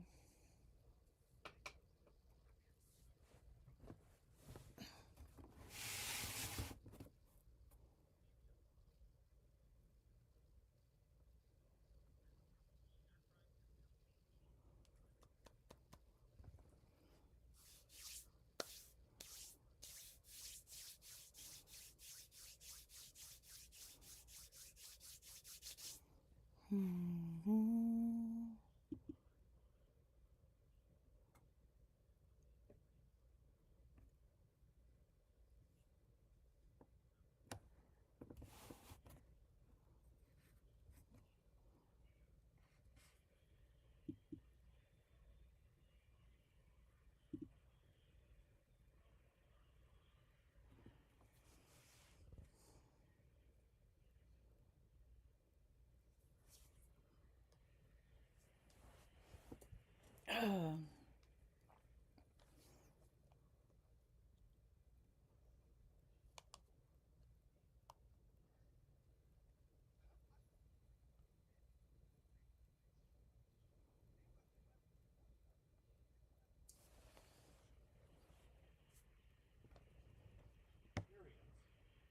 a sense, just like anything, everything, every second, every moment. When you choose to have a physical incarnational experience, in a sense, just like anything, everything, every second, every moment is recorded in the fabric of space and time. Daryl, it's so awesome to have you back. I can't believe this is going to be the 5th conference together. I know. It's an absolute honor, man, to do this with you. And September 26th, we get to do it again for the 5th time. All right, I'll take a day to you. This day of your time. How are you all? All right. And it's called Messages for Conscious Contact. And what we're trying to do is, inspire people, because there's so much about extraterrestrial contact. There's so much about disclosure, channeling, timeline shifts. What is going on? And so many people are opening to these possibilities with disclosure in the air. So my first question to you, and what does Bashar say about this, is how can we consciously participate in contact instead of just waiting for it to happen to us? Jimmy Dore is how I came to really find RBN and just enjoy it thoroughly. I mean, the whole idea, first and foremost, which is why Bashar suggests this idea, is to follow the formula that he offers us about acting on your passion RBN. and all of the elements that go with that. The 5-step formula, the instruction manual for living your best life. You act first and foremost on whatever you're most passionate about, because the bodily sensation you call passion and excitement is a message from your soul saying this is who you are. That's how you translate the energy message from your soul saying this is. Plus, Nick and Russ were really awesome on Jimmy Dore when they filled in for him together. Step in life. Number 2, take it as far as you can until you can take it no further, until the excitement may wane, but make sure it's waning naturally and that you're not dampening the excitement with a fear-based belief. Number 3, you act on your passion with absolutely zero assumption, zero insistence on what the outcome should look like, because you don't really know what the ideal outcome needs to look like. Number 4, stay in a positive state no matter what manifests, as we have already said, so you can extract the benefit from it, because there is a reason that it's there. Even if it's what you don't prefer, there's a reason that it's there to teach you a lesson about something. So use it to your advantage by staying in a positive state so you can extract the positive lesson from it, because if you're in a negative state, oh no, there's something wrong, I shouldn't be experiencing this anymore, then you're only going to receive the negative understanding and not the positive one. Number 5, explore your belief systems and let go of the negative and fear-based ones that don't serve you, that aren't really about you, that belong to other people that you picked up while growing up on your planet from your parents, your school, your society, your friends, whatever. Let them go. They don't serve you if they're not yours. Those are the 5 steps. It unlocks a whole lot of effects that will allow you to move forward in your life in a very accelerated way, including an increase in the perception of synchronicity, an increase in psychic and telepathic functioning, an increase in awareness and expansion of consciousness, and a life of joy and fulfillment. That allows us to be our true selves. When we act on our passion, it raises our vibrational frequency. When we raise our vibrational frequency, we make ourselves a better receiver, a better antenna, so to speak, higher frequency communication, connection, so on and so forth. So that right there, just following the formula, improves our ability to receive whatever we need, be it from our own soul, our spirit guides, extraterrestrials, soul family. So that's really, to me, the first step. And then secondarily, as you said, it's about acting on your passion in service to others. So it's whatever you can do, whatever gifts you have to share, whatever services you can provide to also impact others, volunteering for different kinds of humanitarian disciplines, and just being your authentic self so that other people can see in you a living example of what it's like to live a life of joy and fulfillment, and hopefully be inspired to do the same for themselves. So this is all sort of interconnected, but it's really just following your own passions, your own instincts, your own intuitions, and sharing your gifts, sharing your skills, your talents with others, because whatever it is you're good at, whatever it is you can share with another person that might help improve their lives, in a sense, is why you're here. It's the purpose of reflecting to others what they need to know to become more of their authentic selves as well. This is why we can see your potential. We're operating on a high frequency, and in a sense, it acts kind of like an X-ray to look through all the filters that you have wrapped yourselves in, so we can actually see the true core of your being and what you're really capable of. So we know you deeply, and we know what you're capable of deeply, and we understand why you have chosen to be here at this time to participate in this great change, this great awakening, this great shift. So we thank you, as you have been thanked by other entities, such as Cryon, for being courageous enough to come to the University of Advanced Learning and know that you can graduate to a higher level of understanding and a higher vibrational frequency that will make you more vibrationally compatible for disclosure and contact to occur. That is the through line with so many messengers, Bashar, Theo. You know, so many messengers I've worked with is really being of service, being in your passion is the gateway. Yeah. Is that how most, do you believe how most extraterrestrial contact, is that the language that is spoken? Yeah. Is through the heart? Absolutely, because it's all.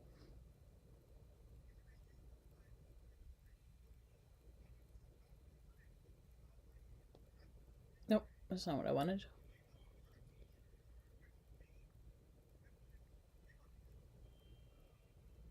Heard that there is some therapy for schizophrenia that is very effective when you balance the brain chemistry and work with the neurotransmitters. Yes. And also there are mineral imbalances that contribute to schizophrenia. Sometimes. If she were to have this kind of analysis done for her son, would that be helpful to him? If it is exciting to her to do so. At the same time, we are also accomplishing much of the same thing in what we have actually just given her, but in a different way. All right?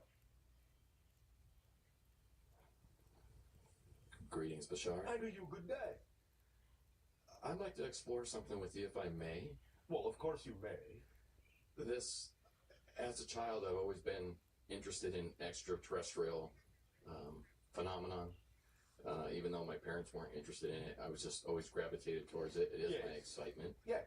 And So many of you have extraterrestrial lives, and because you are not forgetting as much of all of who you are, many of you relate to the idea more quickly than the other generation does. I am aware of the incarnation that I have as a dolphin going on Sirius concurrently. But really my question is about 5 years ago, there was an experience that kind of spun my wheels for a while. Spun your wheels, all right. And this incident happened with my girlfriend. We were living together, and one evening her allergies were acting up, and so she said, well, I'm going to go sleep on the couch so you can get some rest. And in the middle of the night, I woke up, went out to the couch, and she was gone. Yes. Blanket, pillow, everything was gone. Yes. And I was like, well, where'd she go? Yes. And A natural question. And my my son happened to be visiting his mother that weekend, so he was gone. Yes. And so I thought maybe she went and tucked herself into his bed. All right. So I went by the door and it looked like there was someone under the covers, but it ended up being all my son's stuffed animals that were piled under there. Oh, all right. So when I saw it, it appeared that there was somebody in there, and being she likes to pull the blanket over her head, I'm thinking, well, she just went in there, and so I went back to bed. Well, when I got up in the morning, she was on the couch. Yes. I was like, what are you doing back out here? She said, what are you talking about? I've been here all night. I said, no, you haven't. So I got up in the middle of the night, and you were gone. Yes. And I believe, for whatever reason, you know, for her agreements and stuff, that she was interacting with extraterrestrials. Yes. And I was just wondering if you can elaborate a little bit about that specific incident. She was. Okay. Is that little bit enough? If you can if there's anything Ugly more, politicians. that would be Ugly good. politicians. Does That she makes that- understand They're the that worst. she has hybrid children?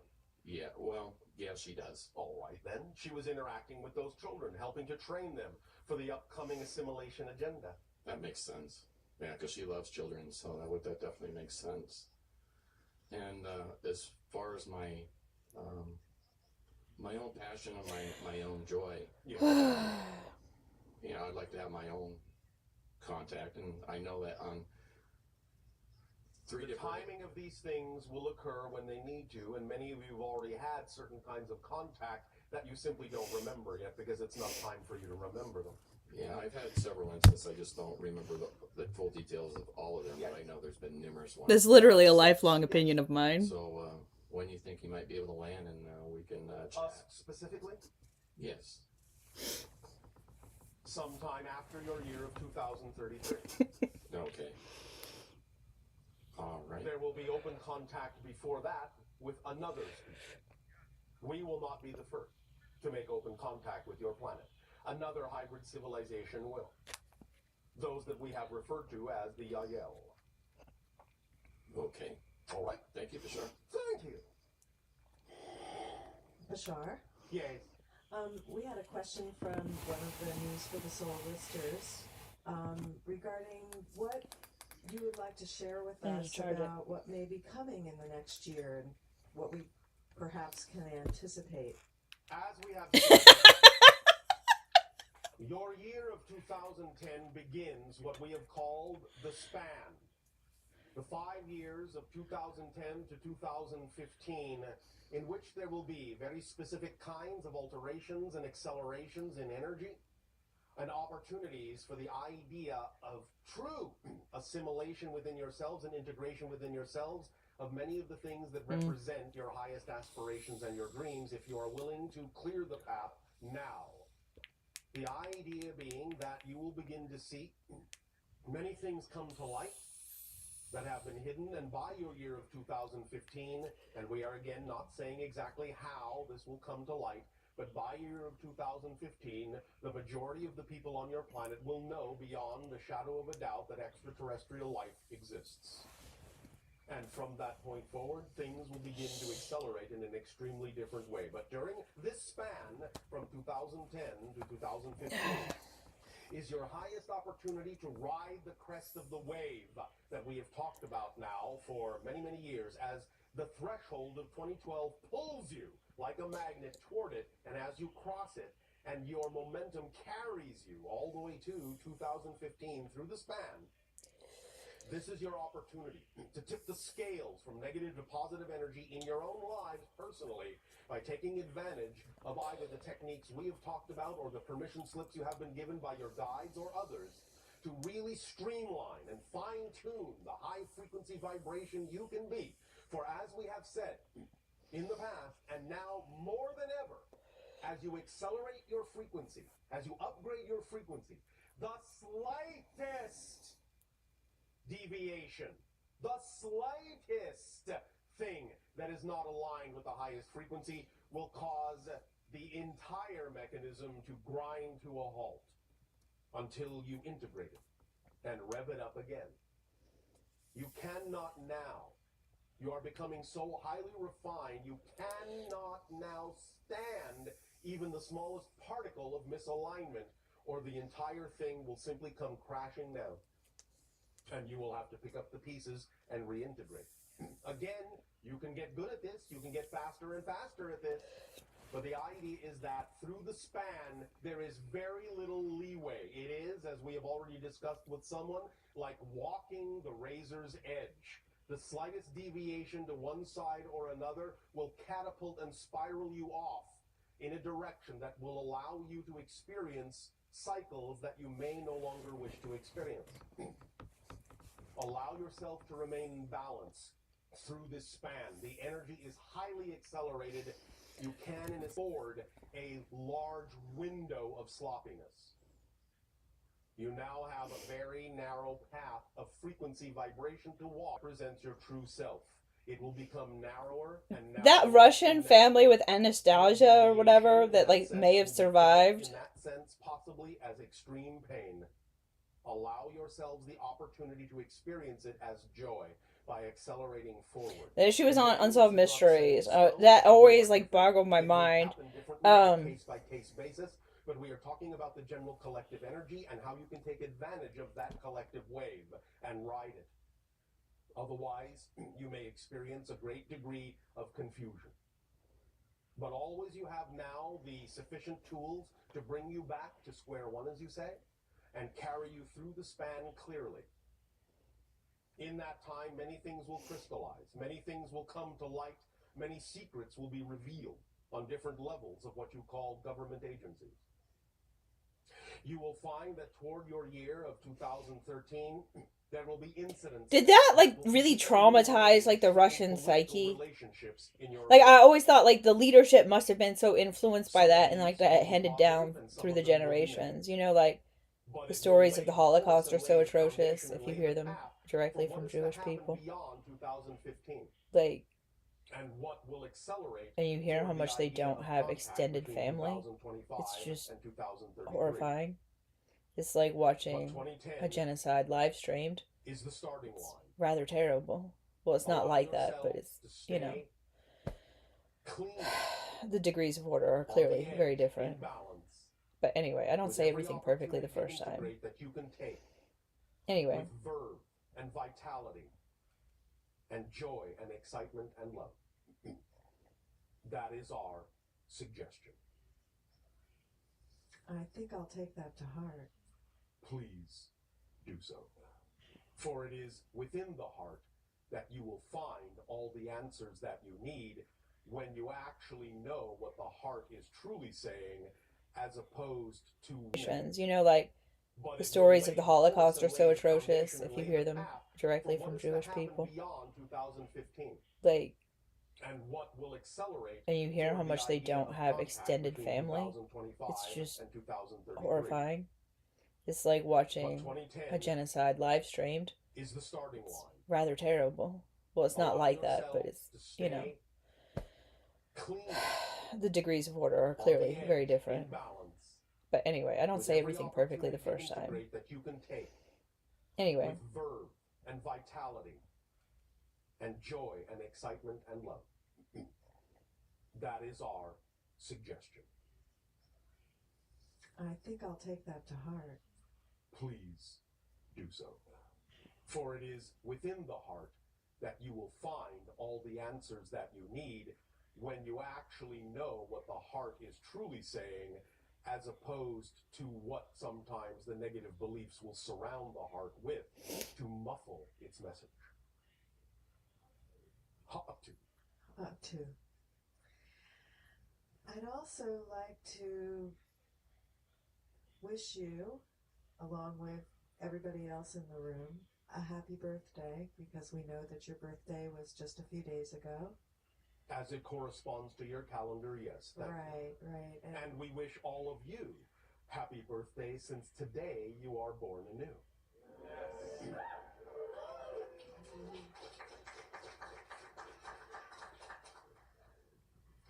Thank you, Bashar. I'm going to turn this over to Kim now. Hello, Bashar. And a you good day. Recently, I was doing a cleansing fast. Yes. And on the third night of this fast, when I went to sleep, I had an experience experience which was different than any other sleep experience I've ever had. It did not feel like a dream. It felt like a complete shift into an alternate reality experience. Thank you. I had absolute and full recall of all of the things in this reality. Yes. I was able to remember the past. Yes. And I mean, I had a computer with writings that I'd done. I had a whole life, a family. It was just a totally alternate experience, but it was still in this body, or in a body similar to this Understood. body. And since then, I've had a couple other ones which I had a little bit less recall of. All right. But I was just wondering what exactly not so much the purpose, because they were enlightened, they were pleasureful and enlightening in and of themselves, but if that's something that's occurring all the time, if I just had recall on that day because I happened to be, like, my system was more clean, or what the... Yes. When you align yourself to higher frequencies, it is easier to perceive things that are relevant to those higher frequency domains. We say you cannot perceive what you are not the vibration of. But when you are the vibration of those things, you can perceive into realms that are heretofore invisible to you. And become aware of more of what you're all doing in different dimensions all the time right now. You become more aware of the grander life that you are living on multiple levels, holographically and simultaneously. As you integrate more of yourself on Earth, more of your personality components, and become a more holographically and simultaneously. As you integrate more of yourself on Earth, more of your personality components, and become a more holistic being and raise your frequency, you become more aware of the holographic components of your greater being as well. No surprise. I understand. Now, then my question, I guess, is Earth, is this Earth that we are in? Right now, right here? Right now, right here. With this... As opposed to the one that was here a moment ago? Correct. All right. As opposed to the one that is here now? Yes. Oh, all right. What I meant is this, let's say this general apparent continuum. Yes. Is this the ground zero, so to speak? And I'm like the dimension that I've experienced and shifted into, is that an overtone of this one? Or are they all, like, for example, does that version of me that exists in that reality experience this one as a fundamental or an overtone of itself? It depends. Sometimes it can experience it that way. Sometimes what you are calling ground zero is irrelevant to those realities, and they have no reason to perceive them. Aha. I see. So Makes sense? it's on a basis of relevance. Yes. I see. That is why we say anything is possible. The real question is it relevant to your reality? Okay. Does that help you? That does help. On a second question, or actually more of a comment. Yes.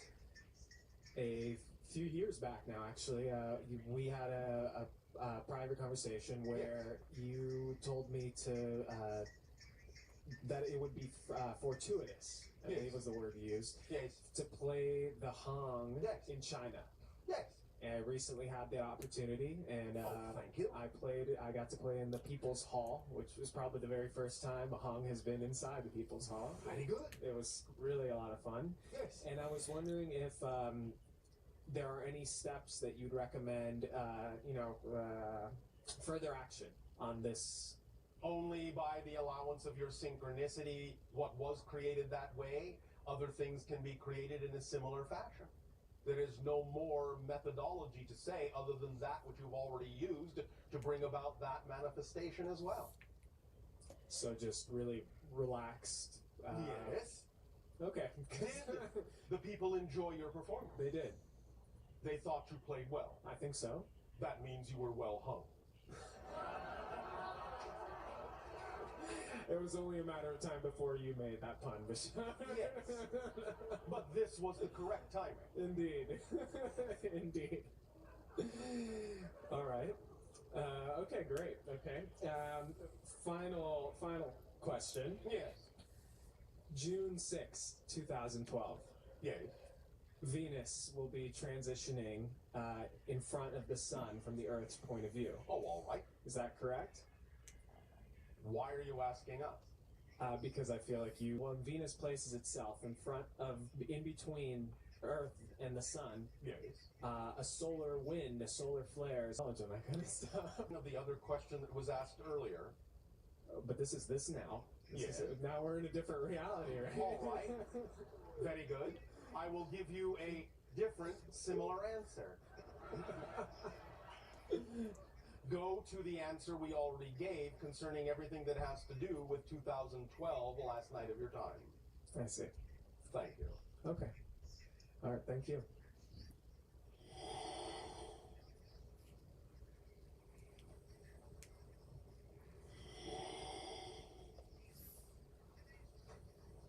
Hello, Bashar. And you good day. When you make agreements with other civilizations in the Alliance to perform services for each other, Yes. what are some of the most unique services that you've had to perform for each other? Agreements with other civilizations in the Alliance to perform services for each other, Yes. what are some of the most unique services that you've had to perform for each other? One of the most unique services that we have performed for other civilizations is creating an energy field in our civilization that allows them to create a temporary body in our civilization to experience our civilization temporarily. Thus, then, when they are done with that experience, they simply pop out, retract their consciousness, and the body dissipates back into energy. Thus, then, they do not have to have what you call a full incarnation. They can have a true physical temporary surrogate experience in one of our forms to experience the sensations of our reality without that full incarnational cycle. And what do they do for you? They allow us to perceive emanations that come from their combining of energies that would be akin to what you would call energy music, but it is in that sense silent. But the emanations have color, have frequencies, have patterns that are extremely unique in all the civilizations that we have found, and that we find that these patterns are revealing to us of different aspects of our connection to creation. So it is like they have created a consciousness mirror that when you look into it reveals aspects of yourself you may have otherwise been unaware of. Oh, that's deep. Also, when you help bring other civilizations into the Alliance besides us, what are some of the contact methods that you use with them? Because I imagine that their situation is probably very different than ours. Oh yes, of course. There are many different contact methods per se. One had to do with the idea of allowing them to appreciate that we understood their musical language. And in that sense, by replicating their musical language, they were willing to communicate. You understand? Yes. That was their sole criteria for allowing connection to other civilizations. That you had to comprehend and, in a sense, repeat back or reflect back very specific tonalities in their musical language for them to understand that a true connection existed. Without that tonal reflection, they have a belief system that says that connection is not appropriate at that timing. Kind of like with us, we have to see you first before we believe that you're there. Well, not exactly in that expression. More the idea that we have to understand and experience that there is a piece of us in you before we will know that you know we are all connected. So if you are operating on that level, you will be able to show us that you're operating on that level by reflecting back to us the piece of us that exists within you. And when we see that reflection, we will know that you know we are all connected, and we will feel, in a sense, appropriate in strengthening the connection from that point forward. But without that reflection, they do not allow themselves to form a solid connection to that civilization. Okay, and for those civilizations that you've already brought in, what was their initial reaction to the first physical contact with Well, you? certainly they don't have all the same reaction. You understand? Right. It depends not only on a civilization by civilization basis, it often sometimes depends on the individuals that are first contacted and how they relate to their civilization. But generally speaking, open contact does not really occur until there is at least some measure of coherency and cohesiveness in that civilization. Thus then, even though there are a variety of ways that individual civilizations may respond to first contact, we only make that contact when we now know that the response will generally be positive and beneficial for the entire civilization. Nevertheless, one example of open contact was all individuals in that civilization all at once lying down on the ground facing skyward. This was their way of acting as intermediaries between their planet and the sky. It was their symbol for connecting what you would call heaven and earth. So when we appeared and they recognized that the timing had come for them to connect to beings from the stars, they all lay down on their backs and looked up at the sky as an expression of gratitude and thanks and readiness for acting as intermediaries between their world and the stars. Nice. Okay, one more thing. Yes. You said that you learned from the Fook how to make people forget that they met you. Yes. How were you able to figure out that they had this ability if you can't remember having interacted with them? As we explored our own consciousness and elevated our own frequency, knowing that something had happened, even though we could not remember what it was our experience of what we call the watermelon seed effect. We knew something had happened, but our consciousness was prevented from knowing what had happened, and so we examined our consciousness until such time as we found a third direction to pitch our consciousness into that allowed us to awaken to the memory of those experiences. So they gave us the opportunity to look in a new direction we had never looked at before within our own consciousness. Was it with their permission? Of course. Oh. And what kinds of applications have the Fook found for their ability? We are not allowed to share that information. Okay. Fine. All right, thank you.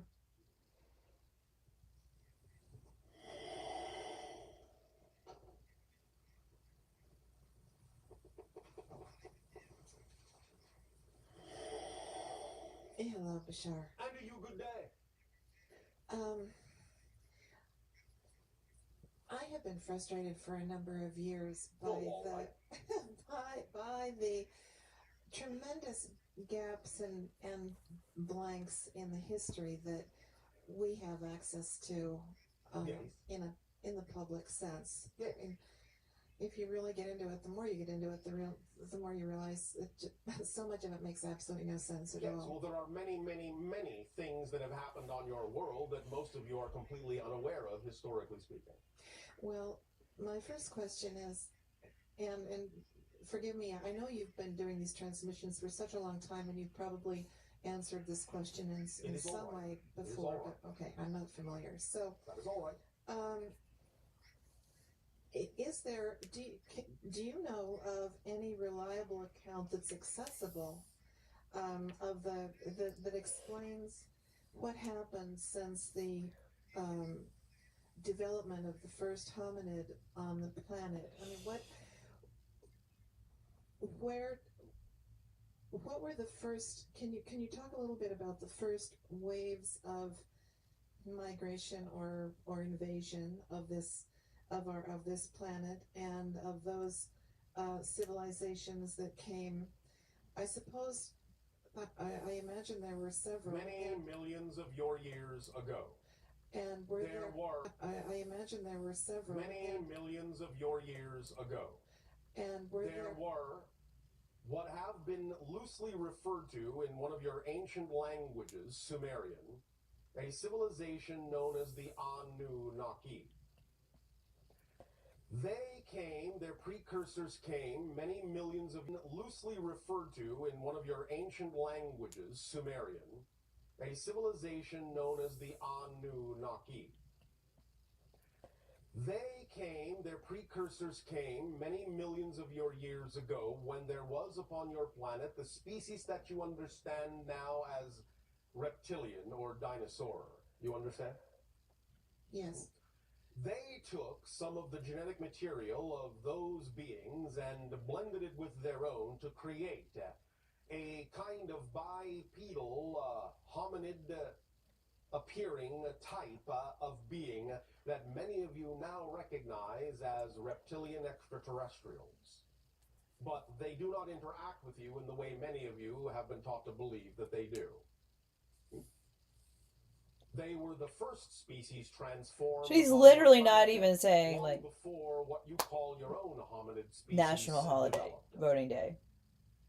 This was what you call many millions of your years ago, approximately 72 million of your years ago. That is the first that we record of such incidents on your world.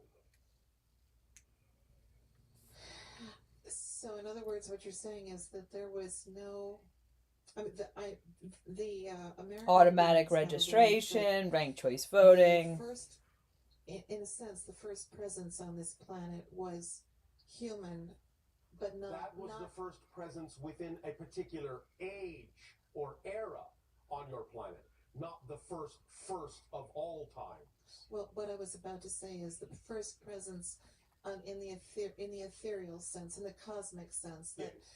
the spirit, the man-woman principle, Yes. rather, oversaw the formation of the planet so that it would be a home that would be suitable to the evolution of our species and so many others that have been able to adapt to it. But that happens within timelessness. You are asking us about an actual historical timeline. So, in other words, your spirit is timeless. It exists eternally, always has, always will. There is no timeline to that. And so your spirit, in that sense, your others that have been able to adapt to it. But that happens within timelessness. You are asking us about an actual historical timeline. So, in other words, your spirit is timeless. It exists eternally, always has, always will. There is no timeline to that. And so your spirit, in that sense, your consciousness, She, in that sense, like Kamala Harris, does not speak in complete sentences. Of everything. And the understanding of how its connection to everything will eventually play out. The understanding of how its connection to everything will eventually play out in some form of space-time historical linear fashion. Okay, so following this along. In other words, there was no creature that evolved eventually into hominid. Not on its own. On its own before these other the Anunnaki arrived. Is that right? Correct. Well, why is it then that there are footprints, there are petrified, preserved footprints in existence where a human footprint coexists in Gosh, the same I just space, don't understand how they think that these people are relatable to average Americans. Kamala Harris and AOC, and neither one of them speaks in complete sentences. Visitors. Transcending different dimensions of reality. What you would euphemistically call time travel. Parallel reality shifting. Visitors.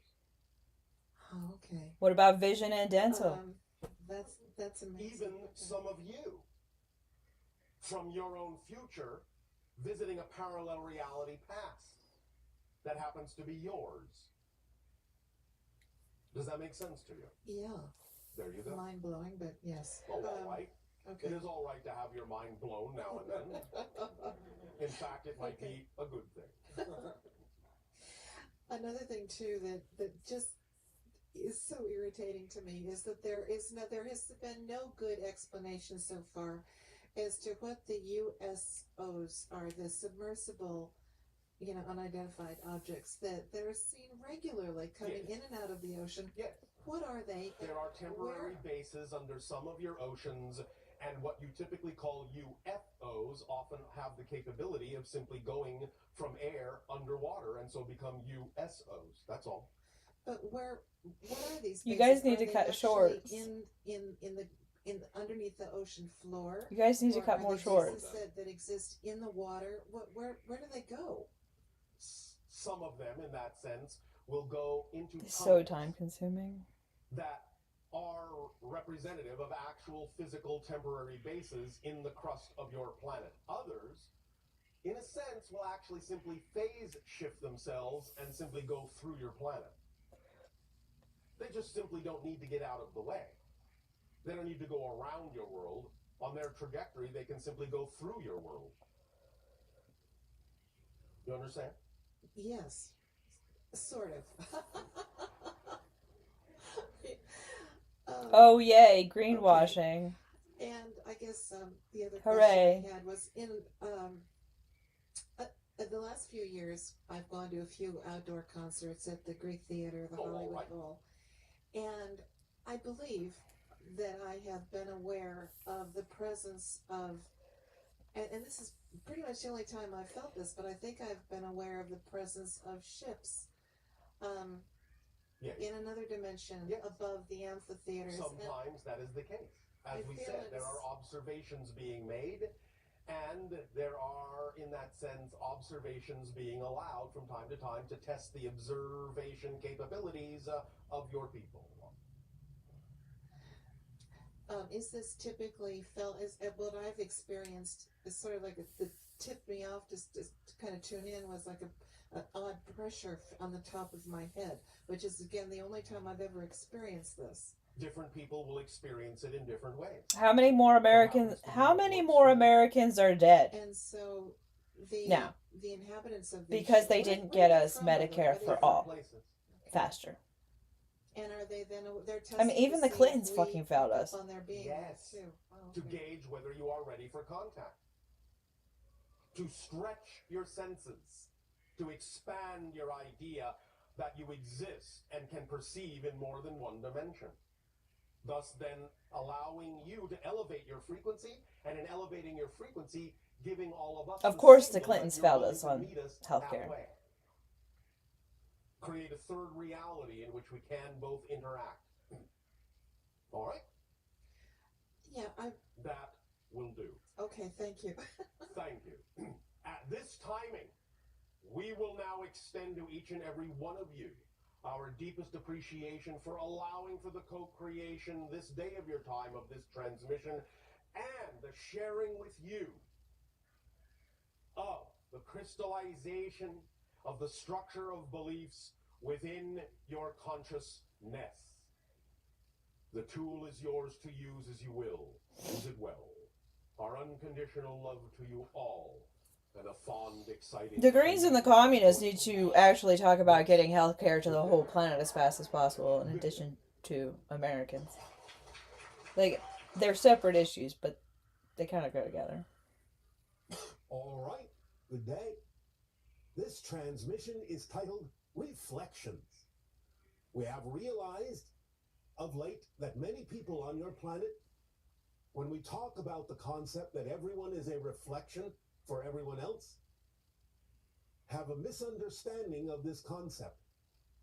For many people on your planet have thought that when they attract someone into their lives, that the issues that We person cannot brings with allow them international is a law to one-to-one continue to be a direct failure. reflection of the issues in the person who has attracted them. And this is not necessarily the case.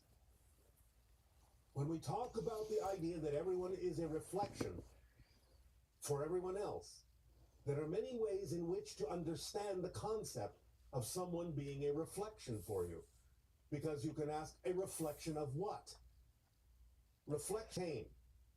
Now, it's always a wise decision to look at what people bring into your life, what you have attracted both in people and in circumstances into your life, and to determine whether or not there is some advice or information that you can apply to yourself in this scenario that you've attracted that would help you improve yourself, better yourself, transform yourself.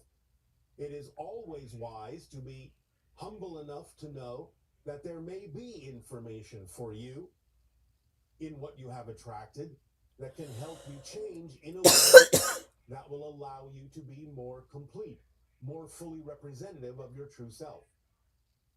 At the same time, if you can determine with honest self-investigation that the situation or person you have attracted in your life that seems to have certain kinds of fear-based or negative issues or things that don't necessarily seem to be relevant for you immediately can still be a reflection of your willingness if you can determine with honest self-investigation that the situation or person you have attracted by helping them understand that there may be another way, another path, an alternative method, or other information they have not considered that can help As principled, them make the as changes principled they as need you to can make be in their lives. in every situation. So the idea Even if is righteous to anger is understand that when we appropriate, talk even about then. everyone being a reflection for everyone else, we don't mean that what they have is necessarily what you have.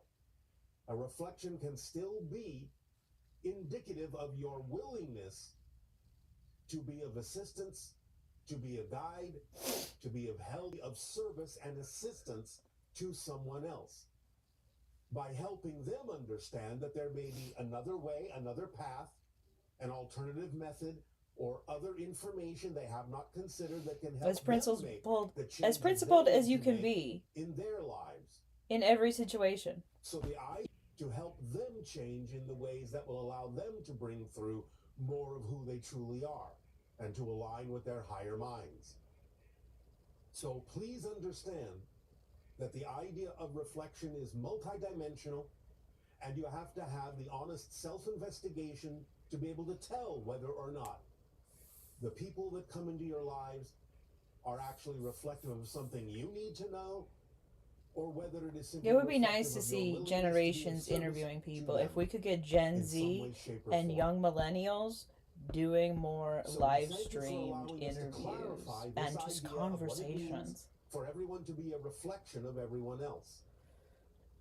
And we ask you now, in what way may we continue to be of service to you? Please begin with your dialogues and your questions of help in some way, shape, or form to provide alternative ideas, helpful ideas, tools that they may not have considered to help them change in the ways that will allow them to bring through more of who they truly are and to align with their higher minds. So please understand that the idea of reflection is multidimensional, and you have to have the honest self-investigation to be able to tell whether or not the people that come into your lives are actually reflective of something you need to know, or whether it is simply It would be reflective nice to of your see willingness to be of generations service interviewing to people. them If we could get Gen in some Z way, shape, or and form. young millennials doing more So we live thank you for streamed allowing us to interviews clarify this and just idea of what it means conversations. for everyone to be a reflect deeply, breathe easily. If you are going to bring up any kind of imagery or music, you can do so to accompany what we are about to say. Allow yourselves to imagine, while breathing easily in a relaxed way, that you are at the center of a hall of mirrors, like in one of your amusement parks. And you Like allow Act yourself to Local, see Think all the Global reflections for in the interviews mirrors around you. is a great way to reach out to Seeing the yourself activists from who all are already sorts of ahead of different people who are angles, coming into different activism, I perspectives. think. But The like, front of it yourself, takes money. the sides of Everything yourself, takes money. the backs of And a yourself, quality microphone. even the top and the bottom of yourself. Seeing yourself from every angle possible. There are mirrors all around, above you, below you, all around you. In this case, however, you recognize that all of the reflections are actually conscious, self-aware, different versions of you within you that express the idea of different perspectives, different themes, different explorations of your being, different aspects of your creativity, of your manifestation. people who are But that, from activists time to need time, support different and they need people more will attention. come So we in need to get and more take their place attention so that they on will look far different left than issues you and what look, needs to be done, but which is still talking reflect to you to the what you masses need to know about to the be more of yourself, changes society as demands. you then reflect to them what they need to know to be more of themselves. But it comes with the understanding that it isn't always a one-to-one reflection. That what those other beings and other people bring when they take the place of your reflections and look different than your reflections and carry with them their own issues are not necessarily reflecting to you the issues you have within yourself. As you continue to breathe deeply, you're willing to absorb whatever information and advice this reflection may have for you that would be beneficial for you to apply to yourself, to change yourself, to uplift yourself, to raise your vibration with, to incorporate within your being that would aid and assist you in being more of who you truly are. Your willingness to do that is front and center. At the same time, you do not have I kind of have come to the conclusion that if you grow your own following that is necessarily a reflection that you need to understand online, that makes you more useful to others. Your reflections in the hall of mirrors it's a good way to reach a lot of people, including people from your local area. What they need to understand, that will help them, including locals. Different paths, different ways of understanding themselves, so that in their reflections and what needs to be done, which is talking to the masses what you need to know about the changes society demands. As you then reflect to them what they need to know to be more of themselves. But it comes with the understanding that it isn't always a one-to-one reflection. That what those other beings and other people bring when they take the place of your reflections and look different than your reflections and carry with them their own issues are not necessarily reflecting to you the issues you have within yourself. As you continue to breathe deeply, you're willing to absorb whatever information and advice this reflection may have for you that would be beneficial for you to apply to yourself, to change yourself, to uplift yourself, to raise your vibration with, to incorporate within your being that would aid and assist you in being more of who you truly are. Your willingness to do that is front and center. At the same time, you do not have I kind of have come to the conclusion that if you grow your own following that is necessarily a reflection that you need to understand online, that makes you more useful to others. Your reflection may require. So never assume that just because you attract someone that seems vibrationally cool area, they need to know what they need to understand that will help them, including locals. Different paths, different ways of understanding themselves, so that in their reflections they can learn to be more for you. But if you have, with your honest self-investigation, determined that that is not the case, then be willing to receive the reflection as your willingness to be of service to them, to reflect to them what they need to know, so they can be more whole, in the same way that you are willing to be more whole, more truly yourself in this life, to raise your vibration and be the being that you were created to be. At your core, in your essence, in your heart of hearts, in your knowingness.